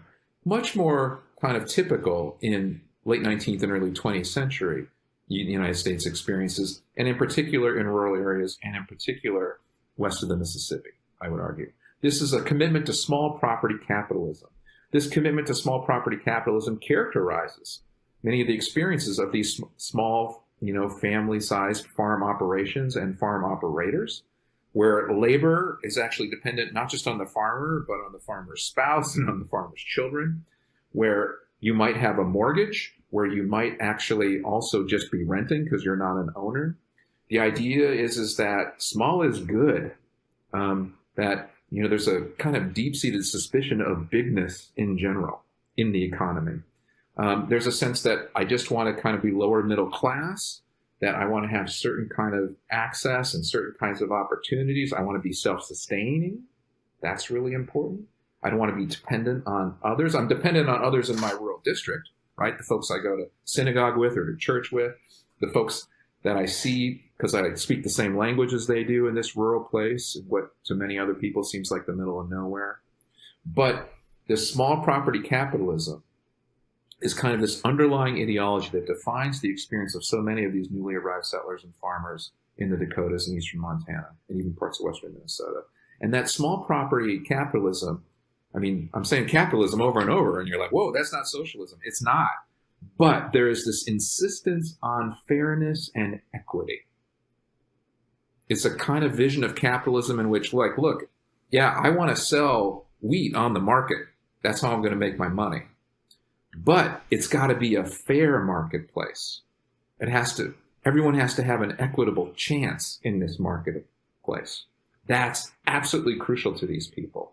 And of course, they're enmeshed in these colonial relationships. So they are feeling and experiencing an unequal marketplace every single day, which in some ways actually sharpens this ideological commitment to small property capitalism, to equity, to fairness. It's not an accident that the first movement that these farmers come up with on the Northern Plains, that the Northern Grasslands movement that actually takes off first is the equity, right? First the Society of Equity and then the Equity Cooperative Exchange. It's a cooperative movement, but it's the whole premise is built around equity. How do we create equity in this broader marketplace? In that instance, they're like, we're dealing with these large corporate interests. We have to create equity by working together so that we can scale up and kind of meet these big corporate players on the same scale. They didn't want, socialist control of farms. They wanted to own their farms. They wanted to own private property. They believed in the sanctity of private property.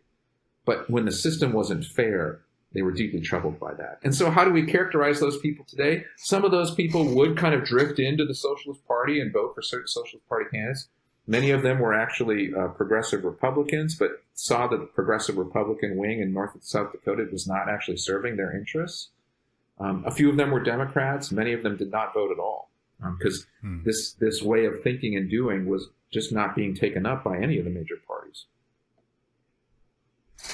Yeah, and that's fascinating. And one of the other sorts of, in addition to socialists that were kind of bringing these messages to farmers, was salesmen. And I think this quote from Arthur Townley, one of the leading organizers of the Nonpartisan League, which kind of shows the edge of Townley here as a character. But he says, "Find out the damn fool's hobby and then talk it. If he likes religion, talk Jesus Christ. If he is against the government, damn the Democrats. If he is afraid of whiskey, preach prohibition. If he wants to talk hogs, anything he'll listen to, but talk until you get his goddamn John Hancock to a check." But we just talk about the organizing and like kind of the lessons and like the because you mentioned in one of the interviews, which I'll link to below, but one of the slogans had persisted for like 100 years from the Nonpartisan League of "We'll stick and we'll win," I believe was the slogan. So yeah, just talk about that organizing. Yeah, absolutely. So essentially what happens is that this cooperative movement, the Equity Cooperative Exchange, is turned away. They are desperate to organize a central grain elevator. They're trying to establish that somewhere at an eastern terminal. That would be Duluth, that would be Minneapolis or St. Paul. They're trying to figure out how can we create a farmer-owned space where we can get a fair price for our grain. We're still struggling with the railroad, but at least we can get out of this very inequitable grain elevator system where the corporations in Minneapolis own the grain elevators and just beat us badly when we come in to sell our grain in the fall at the end of harvest.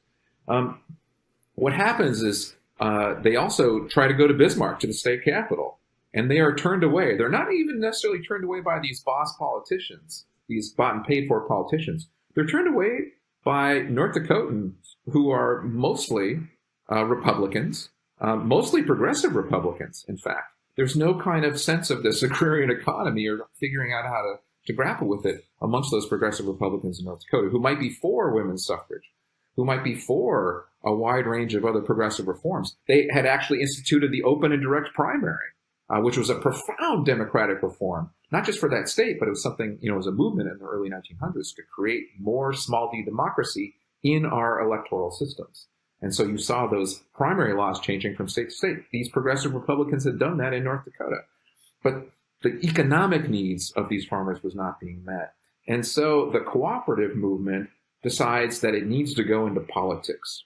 And one of the people, actually two of the people who take them there are former socialists, former North Dakota socialists, who, like Arthur Townley, whom you just quoted, have experience organizing. Actually, both of them had experience in this kind of small property capitalist farmers. Townley had been a failed farmer.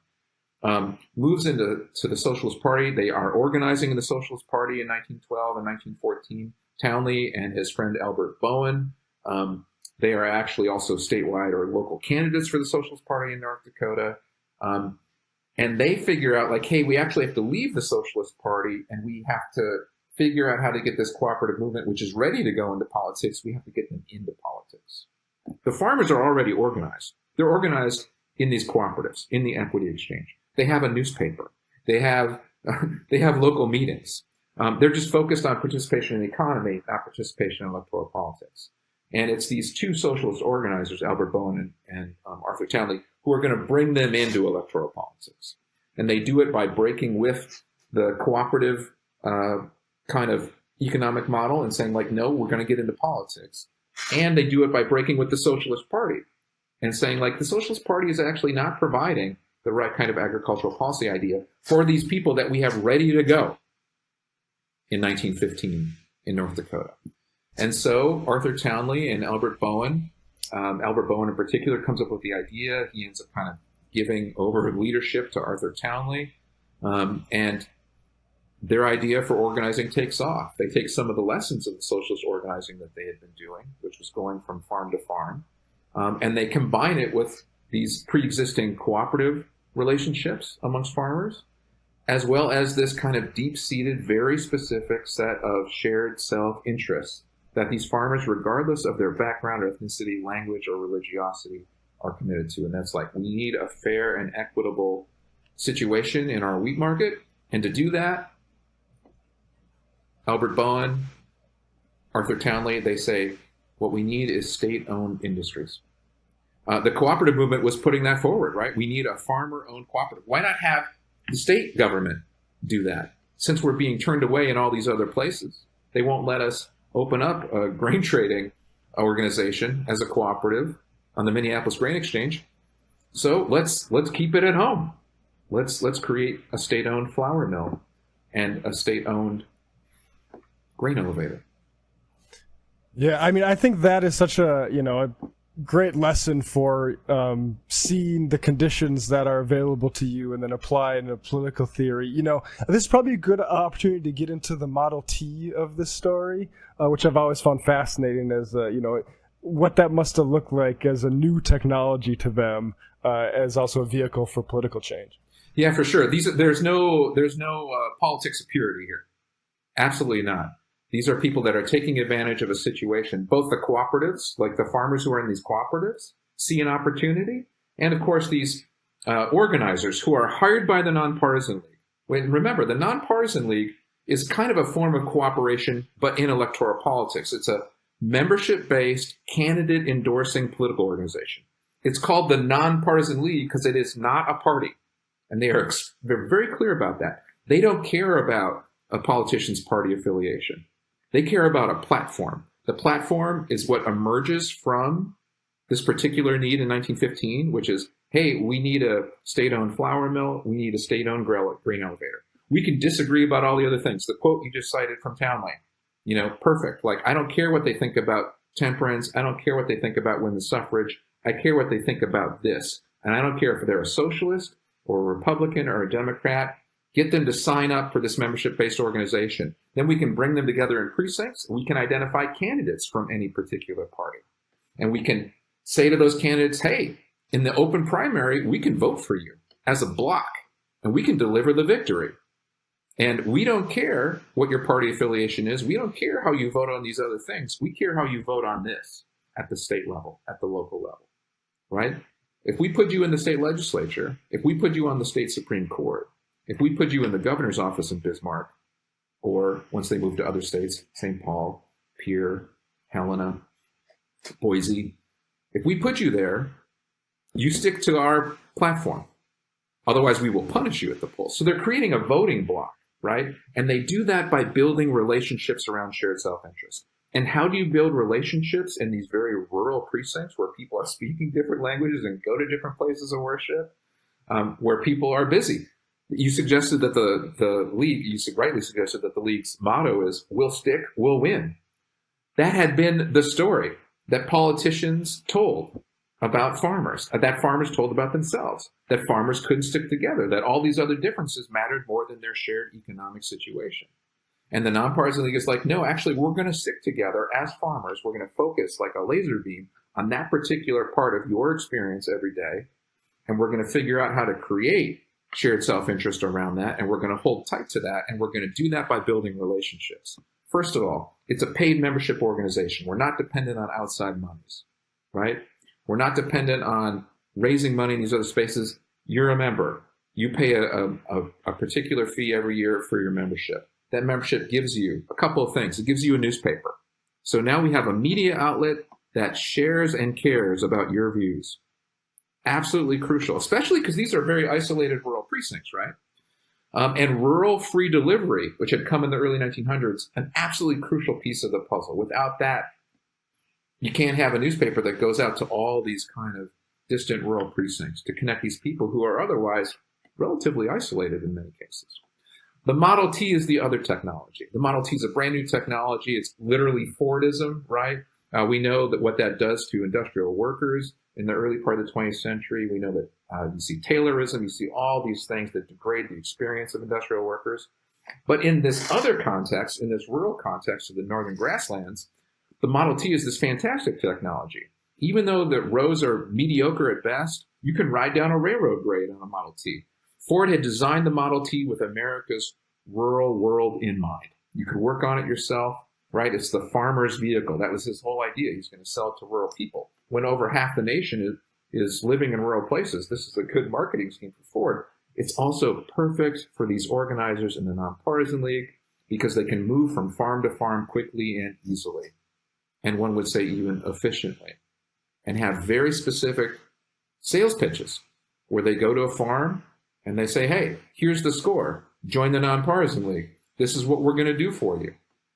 We're going to allow you to come to the precinct. You're going to gather with your local farmers. You are going to identify who our candidate should be. You agree with this platform. We know you do. So join. Oh, and you're going to get this newspaper too.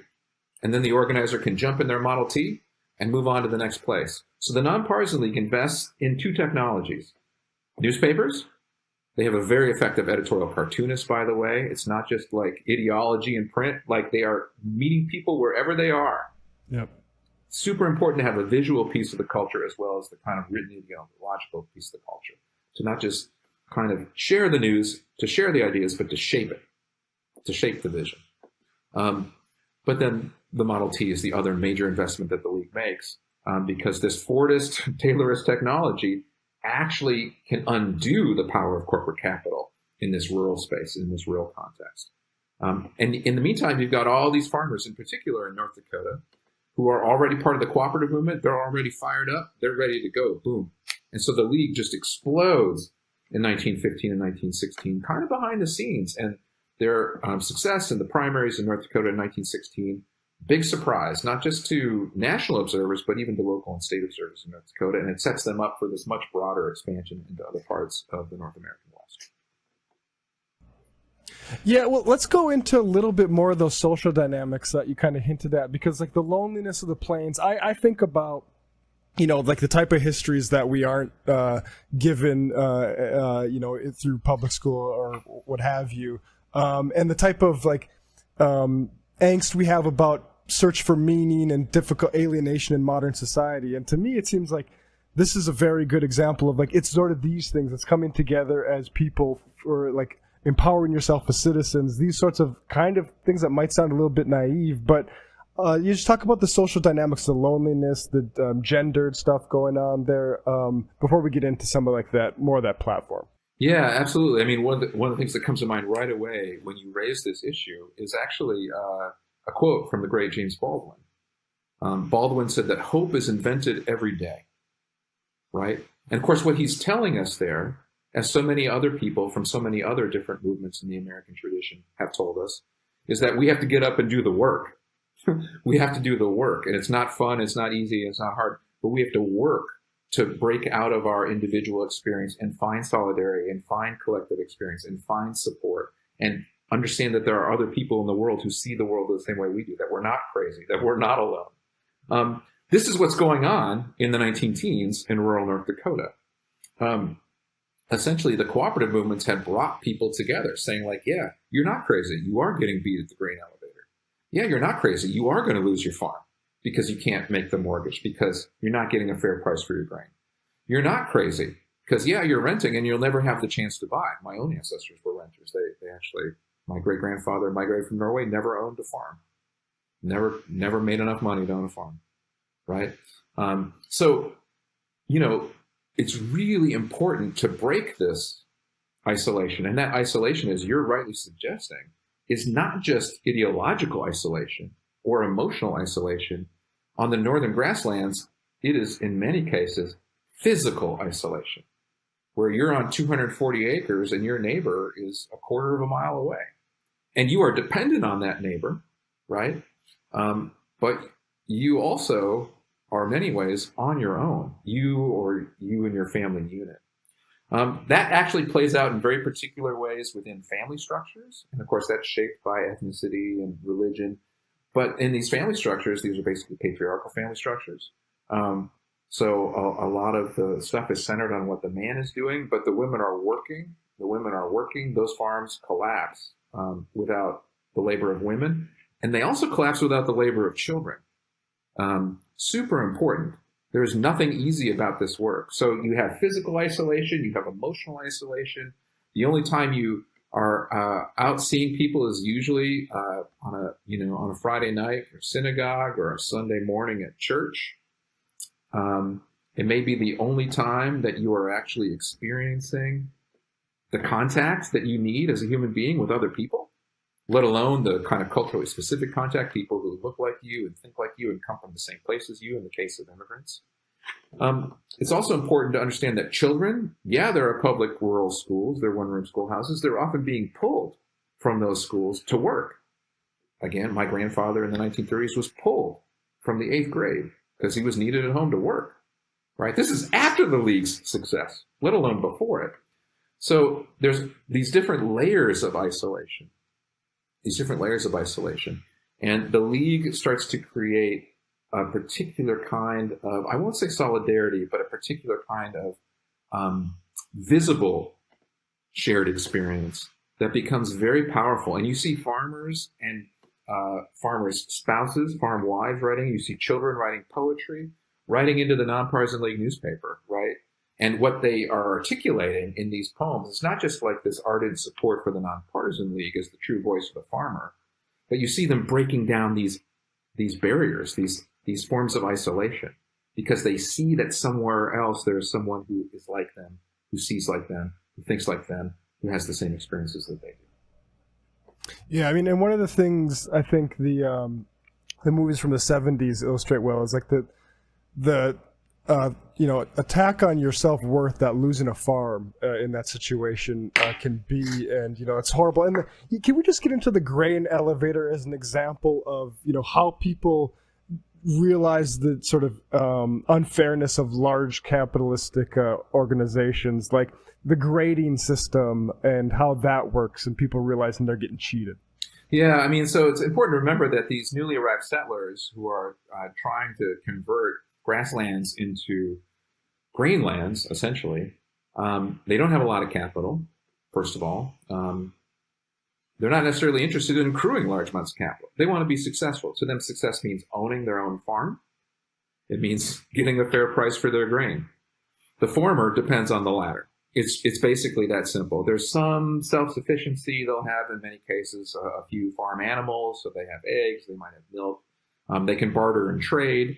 They can go into these small towns and they might have enough cash where they can buy certain essentials. But what they get paid for their harvest at the end of the growing season, that's it. That is how they make their money in this system. That is how they are going to survive, not just as economic actors, but as a family, because their whole identity is bound up in this experience of farming, with good reason. So if you fail at farming, you're a failure as a human being. And in particular, there are these forms of agrarian manhood that emerge, even in these different kind of ethnic and cultural contexts, in which, the significance of work and hard work is elevated. And that matters greatly when you go to the grain elevator, because you go to the grain elevator and you see a grain elevator operator that in many cases is not only cheating you, not giving you enough money to even cover your costs, let alone pay a mortgage or pay the landlord. But you see somebody who's not working very hard, right? One of the most important forms of iconography that the Nonpartisan League invents and then shares in its many publications, but in particular in its newspapers, is the kind of fat cat businessman with a top hat, right? It's somebody who doesn't work for a living.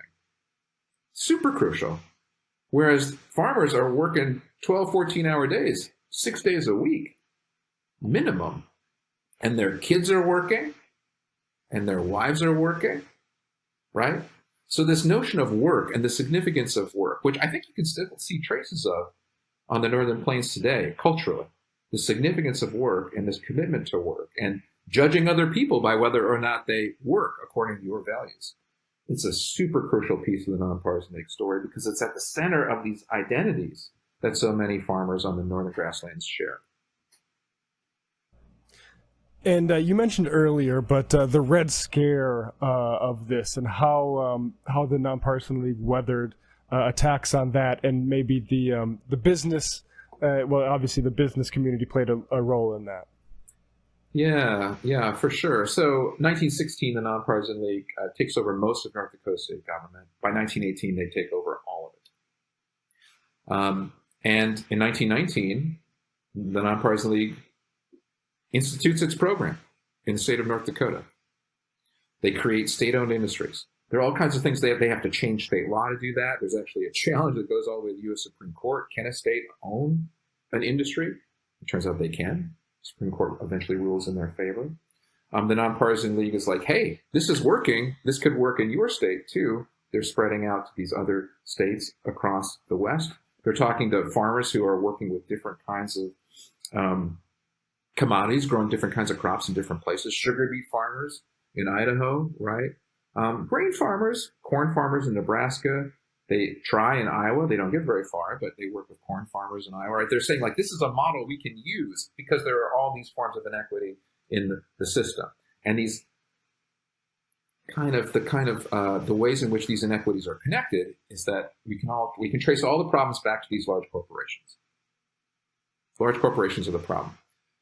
It is the League's success in North Dakota that not only scares big business, as the League might have described it, and often did, but scares established politicians. And I think it's really important to understand that big business was against the League for obvious reasons. North Dakota, South Dakota, Eastern Montana, it can no longer be an economic colony if the farmers are in charge of the government, right? And so you see corporations, large companies in Minneapolis coming together to create all like newspapers to kind of counter the League propaganda. They actually make all kinds of moves to try to shut down various League efforts and enterprises. They send their own representatives out telling farmers that, in fact, this stuff doesn't work. Why are you doing this? But it's actually also established politicians in both the Democratic and the Republican parties who become kind of the most significant opponents of the League. Sometimes with this corporate money being funneled to them, sometimes not, because membership-based, candidate-endorsing political organization is a very challenge to party politics itself. It is a fundamental challenge to the notion that you have to be a party to be in politics. Instead, it's a cooperative organization, essentially, that has gone into politics and is bypassing party politics altogether. So you see a lot of resistance from established politicians. And in places where the League is starting to move into in 1917 and 1918, you're able to do a couple things if you oppose the League. First of all, you're able to say, like, hey, the League is against U.S. entry into World War I. Now, the League had a very complicated stance on that entry. It wasn't part of the original platform. As soon as the League started to deviate from the shared self-interest that was so clearly articulated by farmers, especially in North Dakota, the further they got away from that, the more dangerous and precarious things got for the League, right? And so big business and established politicians go out of their way to say, like, hey, the Nonpartisan League, not on the team when it comes to U.S. entry. We know what happened to the Socialist Party in the United States, right? The Socialist Party, one of the only socialist parties in the world that said, no, we're against war because workers are killing other workers. And the Socialist Party is crushed in the Red Scare that emerges, right? So this anti-war thing and the way in which the Nonpartisan League gets attacked with it is a very powerful brush to paint the Nonpartisan League as problematic, as illegitimate, and all the rest. Even more important than that corporate resistance and the kind of the calls of the League being anti-war, which are deployed over and over in state after state to kind of push back against the League. Basic changes in election laws. And this may come from corporate-funded established politicians or just established politicians that were like, hey, I'm a Republican Party hack. I'm a Democratic Party hack. This is what I do. Like, you're challenging that. So in Idaho, the Nonpartisan League is about to take over through the open primary. And so in Idaho, the state legislature comes together and they literally eliminate the primary. They go back to a kind of corrupt late 19th century political convention system for the selection of candidates. They literally regress in electoral democracy in order to keep the League at bay. There are efforts to do the same in Montana and in Nebraska. They are not successful, but they force the Nonpartisan League to actually put a lot of money and time and energy, and its membership's time and energy, into fights just to keep the open primary, instead of working on the rest of the platform and getting people into office. You have to protect the system and not just like support a particular candidate who you've endorsed because they're on the team with the platform. And then finally, in Minnesota, there are changes to the primary law that are really important as well. One is a combination of a convention and a primary, which Minnesota still live with today. That's a change that's a result of what was looking like a Nonpartisan League success in Minnesota. And then a change in state law saying that if you would run in a primary, you couldn't run in the general. If you'd run in the primary and lost, you couldn't run in the general. So the intricacies of primary laws and whether or not there would be a primary become the most significant mechanism by which the League is defeated in these other states. And sometimes it's with corporate backing, but sometimes it's not. Because again, as the biggest challenge to party politics as usual in 20th century American history, it's like, wait a second, there's a whole other way to think about electoral politics here. We got to squash that. Right. Yeah, so let's talk about. So we talked a little bit about the victories. They eventually, despite challenges to constitutionality, passed the state grain elevator, the flour mill, and the state bank in North Dakota, which I will just once again remind folks paid my way when I studied abroad in London in 2012. And that was around the time where I think it was a few years after I saw Michael Moore mention that in one of his documentaries, I think Capitalism, a Love Story, maybe. And I'm like, yeah, that's going to pay my way to London as I'm becoming a socialist. Yeah, talk a little bit about them accomplishing those things at like the sort of crest of their power and how they sort of maybe wither a little bit into the New Deal era. Sure. I mean, I think this is one of the reasons I can make a claim as a historian, and I do in the book, Insurgent Democracy. I make a claim that the League is maybe the most successful agrarian movement in American history.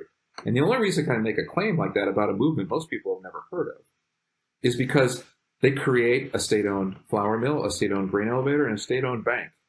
And in 2023, all three of them are going strong. In fact, the League is so successful that they establish these state-owned industries in 1919, and they have a heck of a time getting them going. It is not easy because there's so much opposition. How do you open a bank when Wall Street refuses to provide any capital? When the newly organized Federal Reserve is not on the team? When Chicago bankers are like, nah, we'll pass, right? What they actually do is they appeal to organized labor. And you see these drives in the nation, in the New Republic, in various labor publications, like help out these farmers in North Dakota. They're doing something really interesting, right? There's literally fundraising from industrial workers, right? The League is really struggling to build a flour mill. You need a lot of capital for that. And in a state where all the money is literally being extracted, you're not getting a lot of state revenues, right? It's not until the League's opponents win a recall election in 1921 and are able to recall some of the League opponents, a recall law that the Nonpartisan League had supported and helped create in 1916 to create more democracy in electoral politics for North Dakotans, by the way. A recall law that did not exist before the Nonpartisan League's ascent to power in 1916. That you have kind of more traditional party politicians reestablish some control in North Dakota, and they are actually the ones that remain committed to and are able to secure the necessary capital for the state grain elevator, the flour mill, and the bank, because they know that to turn back on it is political suicide, first of all. So they can say the Nonpartisan League, they're these crazy radicals, or they're anti-war, or they're misusing your membership money. They can say all those things. Some of them might be even true on occasion. But when it comes time to figure out what to do with the state industries, the established party politicians are the ones who actually ensure that the mill and the elevator and the state bank all are a success in the middle of the 1920s and into the 1930s. And I think that is an indication of success as well. The League is so successful that even people who disagree with them have to support the fruits of their labor, right? And even today in North Dakota, that is a third rail in North Dakota politics. Even today, with a supermajority in the legislature, you do not see North Dakota state government saying like, oh my God, we have this, so-called socialism in our state. We have to get rid of it. Untouchable, even in 2023. Governor Burgum is not saying, he's not on the national campaign trail saying like, well, yeah, North Dakota, we have the state bank and I'm trying to get rid of it. He's not saying that because that would be the end of his political career, right? That is a successful movement. So the Nonpartisan League as an insurgency is pretty much over by the middle of the 1920s. But when I go to my local co-op or grocery store and buy Dakota-made flour, that's because of the Nonpartisan League is acting today. That initial insurgency is acting today. Now, the Nonpartisan League will sustain itself in North Dakota in particular into the late 1920s. It eventually becomes basically a wing of the Republican Party there. The Republican Party is the dominant party in North Dakota in the 20s, 30s, 40s. And it'll become a very significant piece of North Dakota politics, but as a wing of an established party. It's no longer an electoral insurgency. It's no longer operating outside of the party system.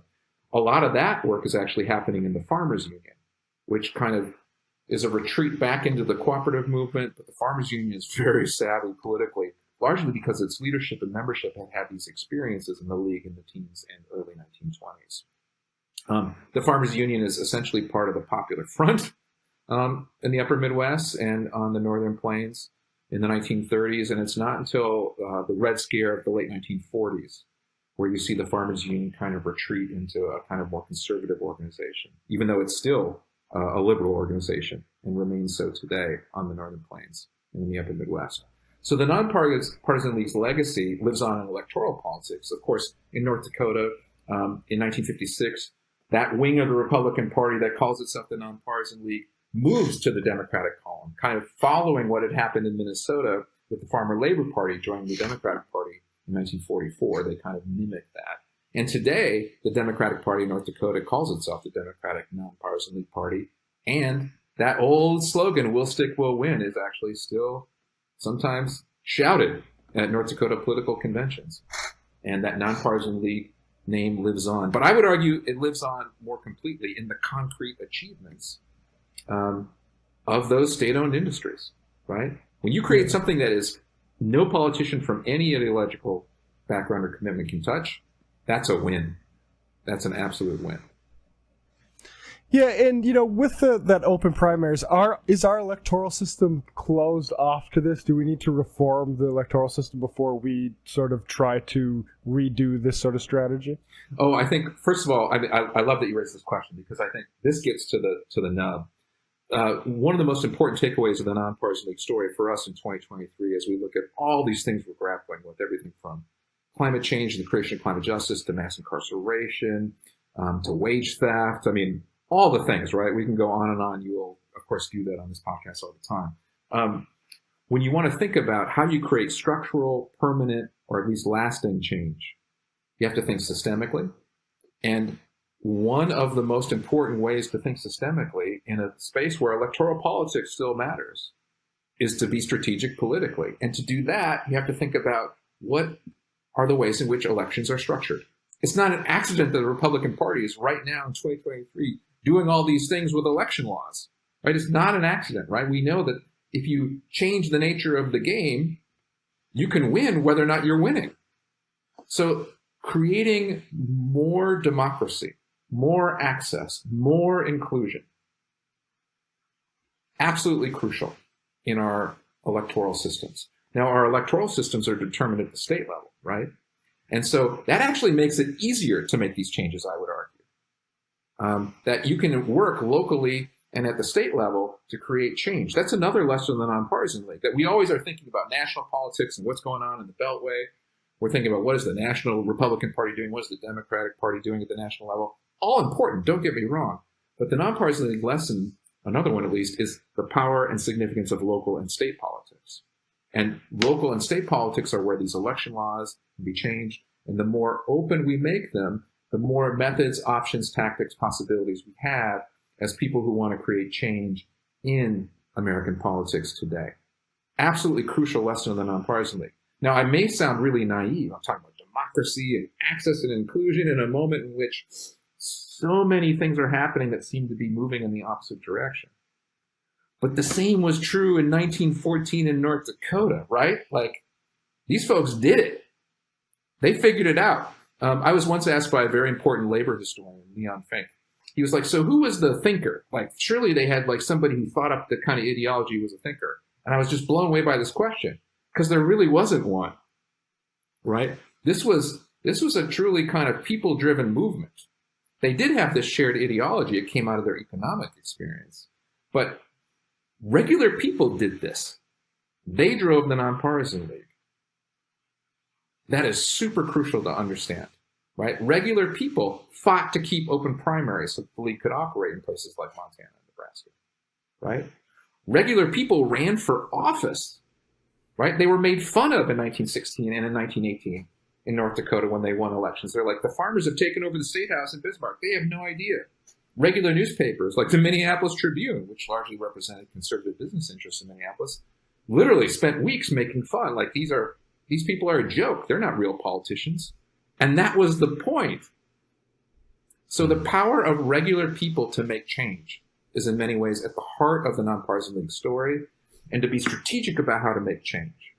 Like, okay, there's this opening with the open primary. We can vote across party lines. We can determine the candidates. Well, that gives us a whole different way of thinking about politics. We don't have to be in a party. We can create a cooperative, essentially, that goes into politics and represents our interests.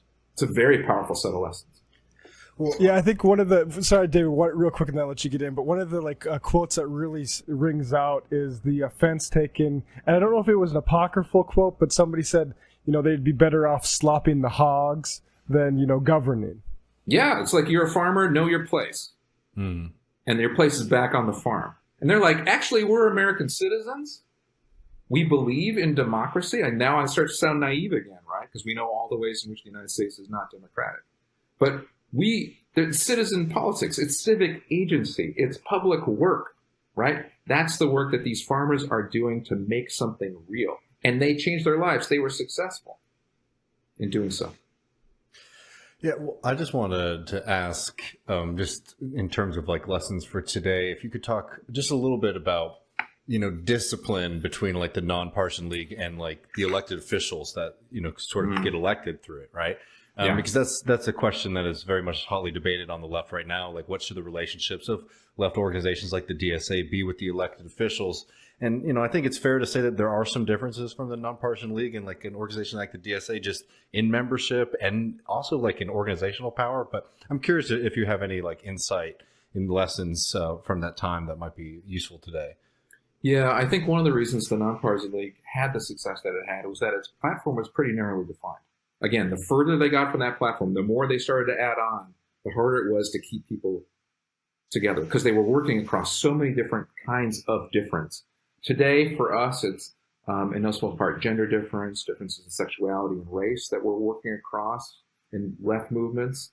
That was certainly true in the early 1900s. In this particular space on the Northern Plains and in the Upper Midwest, it's the ethnic and religious differences that, I think it's easy for us to forget in 2023 that the difference between a Catholic and a Protestant in early 20th century America, like people would kill each other over that kind of thing, right? In some cases, they'd certainly harass each other. So it's working across these differences. The kind of narrower the platform, the easier it is to secure solidarity around shared self-interest. I think that's one of the first lessons. In terms of keeping politicians accountable, you got to be able to deliver the votes, right? And one of the things that happens in the Nonpartisan League is they move from mobilization to organization. The difference is really crucial. Mobilization is getting people out for an event, right? A rally, a precinct meeting, a candidate endorsing meeting out to a particular election.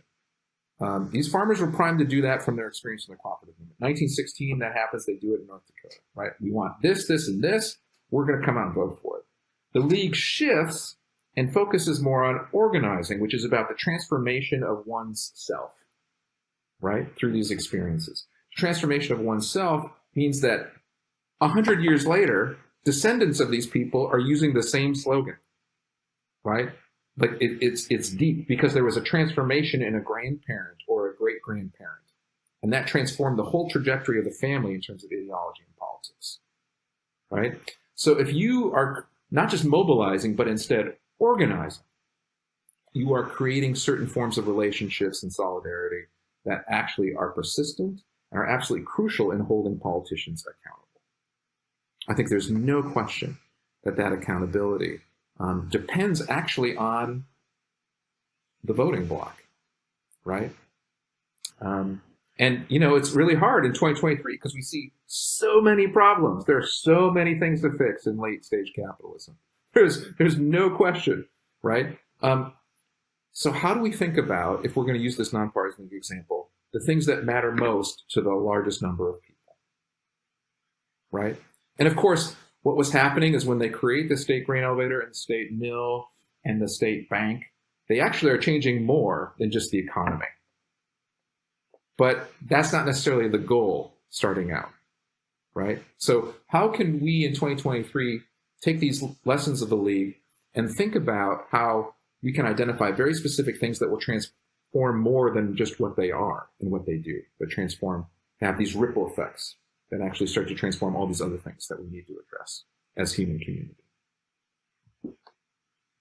Well, this has been great. Michael Lansing, author of Insurgent Democracy, the Nonpartisan League in North American Politics. I can't thank you enough for joining us and for your work, Michael, and hope to have you back on one of those upcoming books. Well, thank you so much. Thanks for the invitation to be here, and thanks for bringing the attention of so many people to the Nonpartisan League story. Because whether you agree with the approach or not, it's important that we understand it and that it's part of the tradition, the left tradition in the United States. It's part of the repertoire of popular politics. It's absolutely a crucial story in American democracy. So thanks for shining some light on it. It might take all the strength I got to get to where I want, but I know somehow I'm gonna get there.